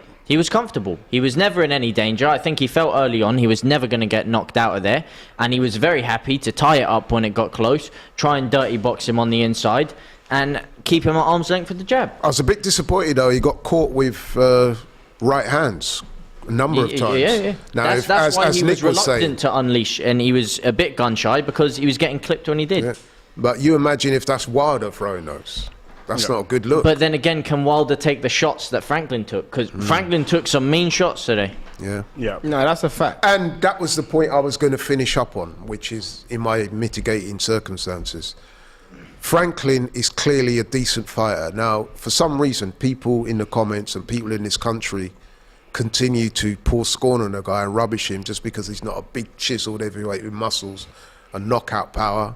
It seems they're not impressed with him, but he is a decent opponent. Like I said, I'd love to see Franklin in with Joe Joyce. I would be willing to bet. Because he would take rounds off Joe Joyce. I've got no doubt about it. I would be willing to bet any Fury fan, that he goes at least 10 rounds with Fury. I'll be willing to bet any Fury fan. Franklin. Well, I don't know about that. I'm not even a Fury fan. I'd bet you on that. Although Fury does struggle with a smaller guy, Cunningham gave him difficulties. The reason why I would be willing to bet Shane that makes a good point. The reason why I'd be willing to bet that is because there is nothing that Fury does offensively that I would say would have opened up anything defensively against Franklin today that AJ didn't do. It's Fury's one best performance, but if he walked him down and hit him like he battered Wilder that time, Franklin would have got. But that's 1 in 100. But Franklin would have been out there. The reason why I don't agree with that is because Wilder's not used to fighting going backwards. You can see how comfortable Franklin was under pressure. He's a better technician. You did not see at one stage Franklin lose. Like even in the 12th round, he was still trying. Like he kept his shape all the way through. Yeah. That is a person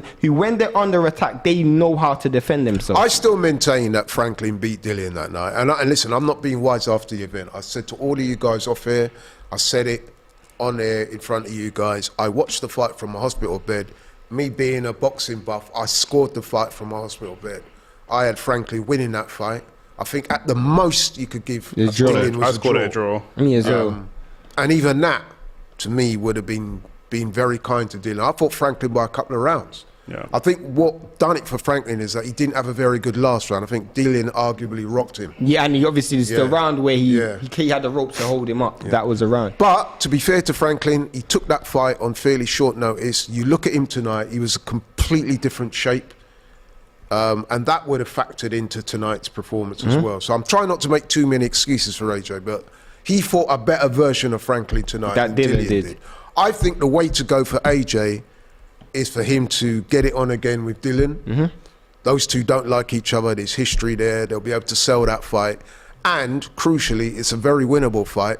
One that AJ will probably look good in beating Dillian again, because I think Dillian is past his best as well. Definitely. I think any thoughts of entertaining Fury should be put on the back burner. Don't let him anywhere near Fury until such time as he can re-establish himself, right? He's got a long way to go. Yeah, unless some of those mitigating circumstances. And I'm speaking as a man, like I said, I've met AJ. I like the guy. I like his fighting style. He's done wonders for boxing in this country. But I've got to go on what I see, and he's a long way off reaching those top levels again. But let's be honest, when do we actually see a fighter literally reinvent themselves and resurface at the top level? It's rare. George Foreman. I mean, Lennox Lewis. I mean, I don't think Lennox Lewis ever fell off as far. Like, let's be dead honest with AJ. Like I'm being dead honest. Like, he wasn't even better than Fury, or it was arguable that he was better than Fury when he was at his best. Yeah. That's my point. Like, when he was at his pinnacle, you would argue that he might not even have beaten Fury. Agreed. So for him to then try and almost a second-rate AJ beat Fury is almost unlikely. Yeah. Yeah, and also there's the financial side as well. At his peak, he was making so much money. With performances like this, like we said, he needs the knockout, partly to reinvent himself, re-establish himself, whatever you want to call it. If he goes and starts fighting, we need to see some order in the heavyweight division. We need these guys to all be fighting each other. If Franklin goes and fights a Joe Joyce or other names, and then people see how good he is, then they'll give AJ the credit after the fact. Facts. But we don't see them mix it up enough. And yeah, it's like I say, it's a disappointing one. If he can't come out and re-establish himself as a knockout artist, could I just stop you there? Because you know. a few people in the comments have asked me to give the official scorecards. Got you. So Anthony Joshua won, as we all said here he did. He won by unanimous decision, scores of 118 to 111 and 117 to 111 twice. Okay. So that kind of reflects what we said. 9-3. Yeah. 9-3. I had 10-2, yeah. Yeah. So what I thought though, what I think is actually a good fight for AJ, and you guys might disagree. I actually wouldn't mind seeing him go up against Daniel Dubois. Why I say that? Daniel Dubois. Let me tell you why. One, Daniel Dubois has a version of a world title, even though I don't acknowledge it that much. What's he got? A WBA regular. Okay. And then not only that, I'm not excited about that. but I'll tell you why. I actually feel like the public he would actually get credit for beating Daniel Dubois. I don't think he would though. But I think he would. People would be asking him why is he not fighting Joe Joyce. But if it's from fighting a Dubois. money perspective, will that fight garner enough money to get him out of his bed? I mean, did Franklin give him enough money to get out of his that No, was but his this was comeback billed as a fight. big comeback, though. But I actually feel like Daniel Dubois is a winnable fight, and I actually feel like it's without. There's a great deal of risk if he fights Joe Joyce, and I actually think he loses the Joe Joyce fight. So I wouldn't want to put him up against Joe Joyce. I wouldn't want to put him up I'll against. tell you one But thing. if he's going to slip that far down, then in the words of my boy Prince Nassim Hamed, he should just finish. If he's gonna, He's not going to finish, Osi. But I'm just saying. So I just think it's got to be Joe Joyce, Dylan White, someone like that. If he starts to slip let's too keep it far real down, though. Why is Dylan White? What evidence Money. do you have? No, wait. Yeah. Why is Dylan White yeah. like in my opinion, I think Dylan White shot as well. I don't think I agree. Dylan White is a more credible opponent I than agree. No, but it's Daniel more Dubois. I see where you're going. I agree with It's you. more money, it's more sellable. It's not going to sell. They have the rivalry. I get you. Listen, Better resume, well titled. Let me just say, right, Daniel Dubois cannot talk for toffee. Can't sell a fight. Neither can Joe Joyce. No, but at least No, Joe but Joyce there's is credibility. established. Joe Joyce and No, Daniel he's Dubois are the established in two his most boring men performances. in heavyweight boxing. No, but Joe Joyce, he's already thrashed Dubois, let's face it. Yeah, he did beat him. And Parker. And people Yes. do like Yeah. his aura.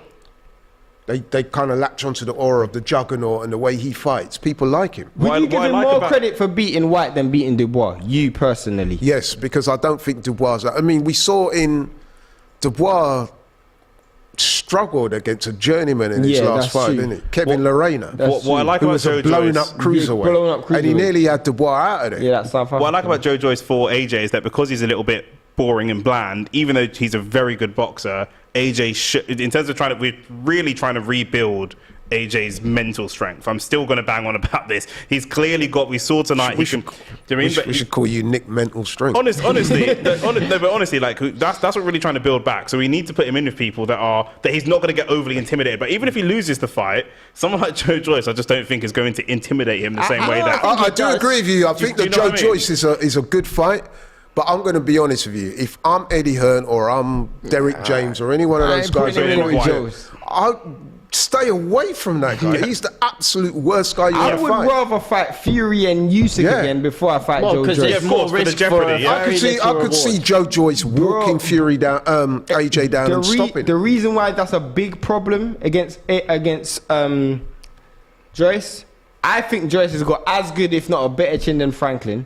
But this dude's got engine. This guy's got an engine. So when he starts He's a working, bigger man he and he will can just punch. He will just take he just sat. So Listen, Listen, let's be honest AJ there. White Come on, part guys. three, basically. Let's be honest. Yeah. That is not going to happen next. They've been two different promotional companies.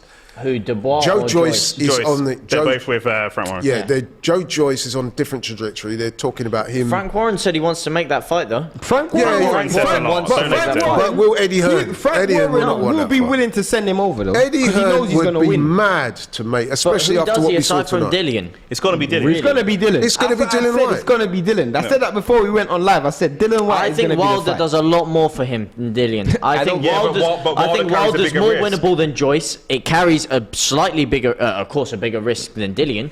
I think it does more for him. It does lot more bigger for him risk. A lot globally. bigger Whether you think that Joyce is a better fighter than Wilder, and I'd actually give him a very good chance against Wilder. If you're talking global appeal, if you're talking about building the AJ brand back, beating Wilder does a lot more for him.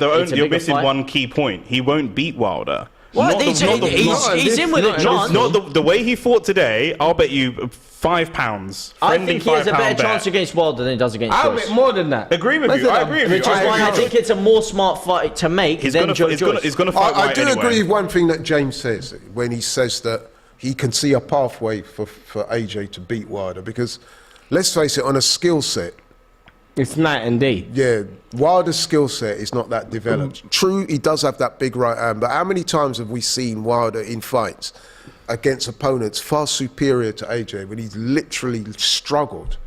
I can name you half a dozen. Gerald Washington, Spilka, Arthur Spilka. You know what I mean? And then he lays them all out.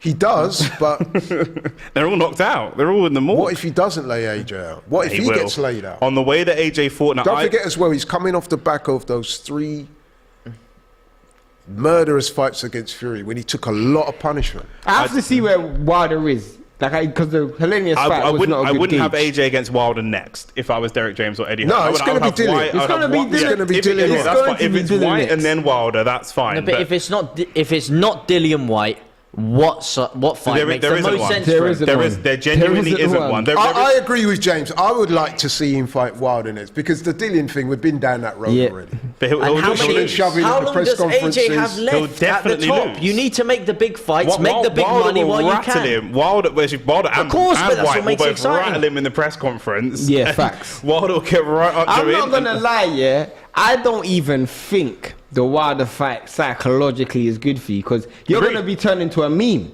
100%. Literally, when you get if he loses, it's over. Yeah, but if he comes through to a decision against him, then it does wonders for him. He won't last 12 rounds. The right hands. We said tonight wouldn't go 12. But there's not many good fights for AJ out there. That's my point. Whether it's a great fight, it's a lot of risk, but I think it's the best out of a bad situation. It's got to be Dillian White, then Wilder, and then see where he's at. Dillian White doesn't do anything for him. It's just money. It doesn't matter. He's on the slide. But if he wants money, then Wilder makes more sense, because there's a lot more money against Wilder. Let me just butt in here. With respect, I think you're saying the same thing in different scenarios. I think even James admit that AJ didn't look good tonight. He's not looking even James. Well, I said at the beginning he needs a knockout, otherwise it's not an impressive performance. But he's making the point that Wilder's skill set is somewhat diminished as well. Yeah. He's coming off the back of, he beat Hellenius and all, but prior to that, he'd taken 2 hellacious beatings from Fury and been knocked out. He's not the same guy that he was when he was knocking out. But you want to be putting people, regardless of the money, you want to be putting AJ in with, you'd rather put AJ in with someone that is a known quantity that he already has the mental edge over because he's beat him. Do you know what I mean? You don't want to be putting AJ in with an unknown quantity that could potentially starch him with one punch. That's a fact. Do you know what I mean? That's going to put a hell of a lot of mental brood on him. He needs a fight that's going to give him confidence. That's what I think. 100%. But that's what this was meant to be, and it didn't give him the confidence. That's what I think. So then we need to drop down even more. No, you don't need to drop down even more. He's not young enough to be dropping down and stuff. But that's why I say he needs to fight Dillian White, because if he fights Wilder, it's not a confidence fight. But what does he grow from that? If he goes the distance with Dillian White, it doesn't help him. It builds him confidence. It will genuinely build him mental confidence. Genuinely. And everyone in the chat be nice to James. James is great. As the great Krista Livingstone Eubank once famously said on ITV many years ago, let's get some parliamentary procedure right. We're wrapping up a little bit now. I'm sure that our producer over there, Jason's going to come and tell me that we've got to wrap this up. But final thoughts. Let's start with Shane. Mm-hmm. I mean, we pretty much know what you're going to say because we've been saying it. But if you had to give your final assessment of what you saw tonight, what would it be? I would say I would grade AJ's performance 4 out of 10. 4? Wow. Oof. I grade AJ's performance 4 out of 10. I thought it was a comfortable performance. I like the word James used. I mean, sorry to cut you right there, but that's interesting, isn't it? A man's just gone in there against a decent opponent, won, to your own reckoning, won 9 rounds out of 12, and yet you're saying you're giving him 4 out of 10. He fought within himself. That's like a football team slapping up somebody 6-0. But he fought within. What it's like is like a football team dominating possession, creating so much chances, but only scoring 1 goal. Yeah. That's exactly what it's like. I think if he opens up and he tries to go for the kill. So I actually genuinely believe I'm grading him 4 out of 10. I feel like why I'm also grading him 4 out of 10 is because I'm not seeing improvement. As I said, I saw regression in this performance. I thought the AJ that I saw against Usyk. When you say regression, be a bit more specific. What's regressed? What has regressed? Okay. Firstly, I felt like in the Usyk fight before, I felt like the second Usyk fight, the one before this one, I felt like he tried to impose himself as much as possible with throwing punches. I thought he throwed more punches in that fight also.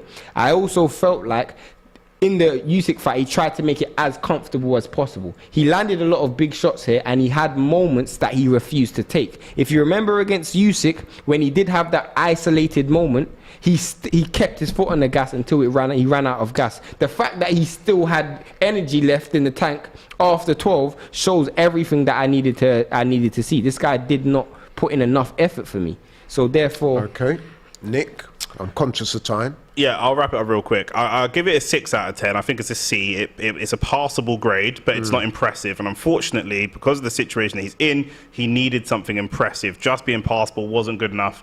You can see that he's gun shy. The last 2 people that he's fought that are smaller guys, Ruiz and Usyk, when he's had the opportunity to finish and goes for the finish, he's ended up losing the fight. So I think that he's mentally struggling now to have that killer instinct. And it's not often you use that word mental, is it? I know. I think he's psychologically struggling now to I just think that, hopefully he can get it back. I'm a big fan of AJ. I want him to do well. We're all London boys here. We want him to do well, but I just don't see that pathway. And if I'm proved wrong, then happy days. But yeah, passable, but not impressive. And James? I mean, I think AKA the AJ simp. Well, you say that, but I mean, no, I didn't say that. Maybe they got a fair point. Maybe there's a subtle hint of bias. Everyone has a tiny bit, but and I do want to see him do well. But at the end of the day, you're both exactly right. Comfortable. I don't think he really got out of second or third gear. I said before the fight, he needs to get him out of there quickly. I don't see Franklin becoming a world heavyweight champion. I think Anthony Joshua, if he has aspirations for that, he needed to perform a lot better. He didn't show the killer instinct. I'd give it 4.5, 5 out of 10 as well. I wasn't We don't do halves impressed. in it. Is it 4 or 5? I'll be generous and I'll give him a 5. I'll be generous and I'll give him a 5 just because I think he did show there was a golfing class between him. But with all the advantages that he has, I wasn't overly impressed. I don't think he showed enough. I still think that maybe there's a pathway if he fights the right people. But in terms of his career right now, and especially his brand and everything, I don't think that was enough for him. Well said. Listen, I think all of you guys have made some very good points in your assessments, and I'm not going to stray too far from what any of you guys have said. Personally, I'm going to give him a 6, but I think I'm only going to give him a 6 because I think if I gave him less than that, then me giving him 9 rounds to 3 would, it would seem a little bit incongruous. Yeah. So maybe that's what's influencing me to give him more than a 5, because I'm thinking if you won 9 rounds out of 12, then that's in itself is quite dominant. That being said, though, let's be honest, man, it wasn't a great look for AJ tonight. He had some good moments. He did hurt Franklin a few times, but he wasn't impressive. And based on what I saw tonight, I don't even think you can even look at Fury. I wouldn't even go near Joe Joyce right now. So you're looking down the pecking order. And I agree with you guys. I think the only fight out there for him right now is probably Dillian White. And that in itself is a problem because I think Dillian's shot. So what are we saying about AJ that we're trying to rush him into a fight with a shot fighter? So listen, man, it's not a great look for him. I do think there were factors, though, that can play a part in that. Namely, like I said, the confidence being at a fairly low ebb.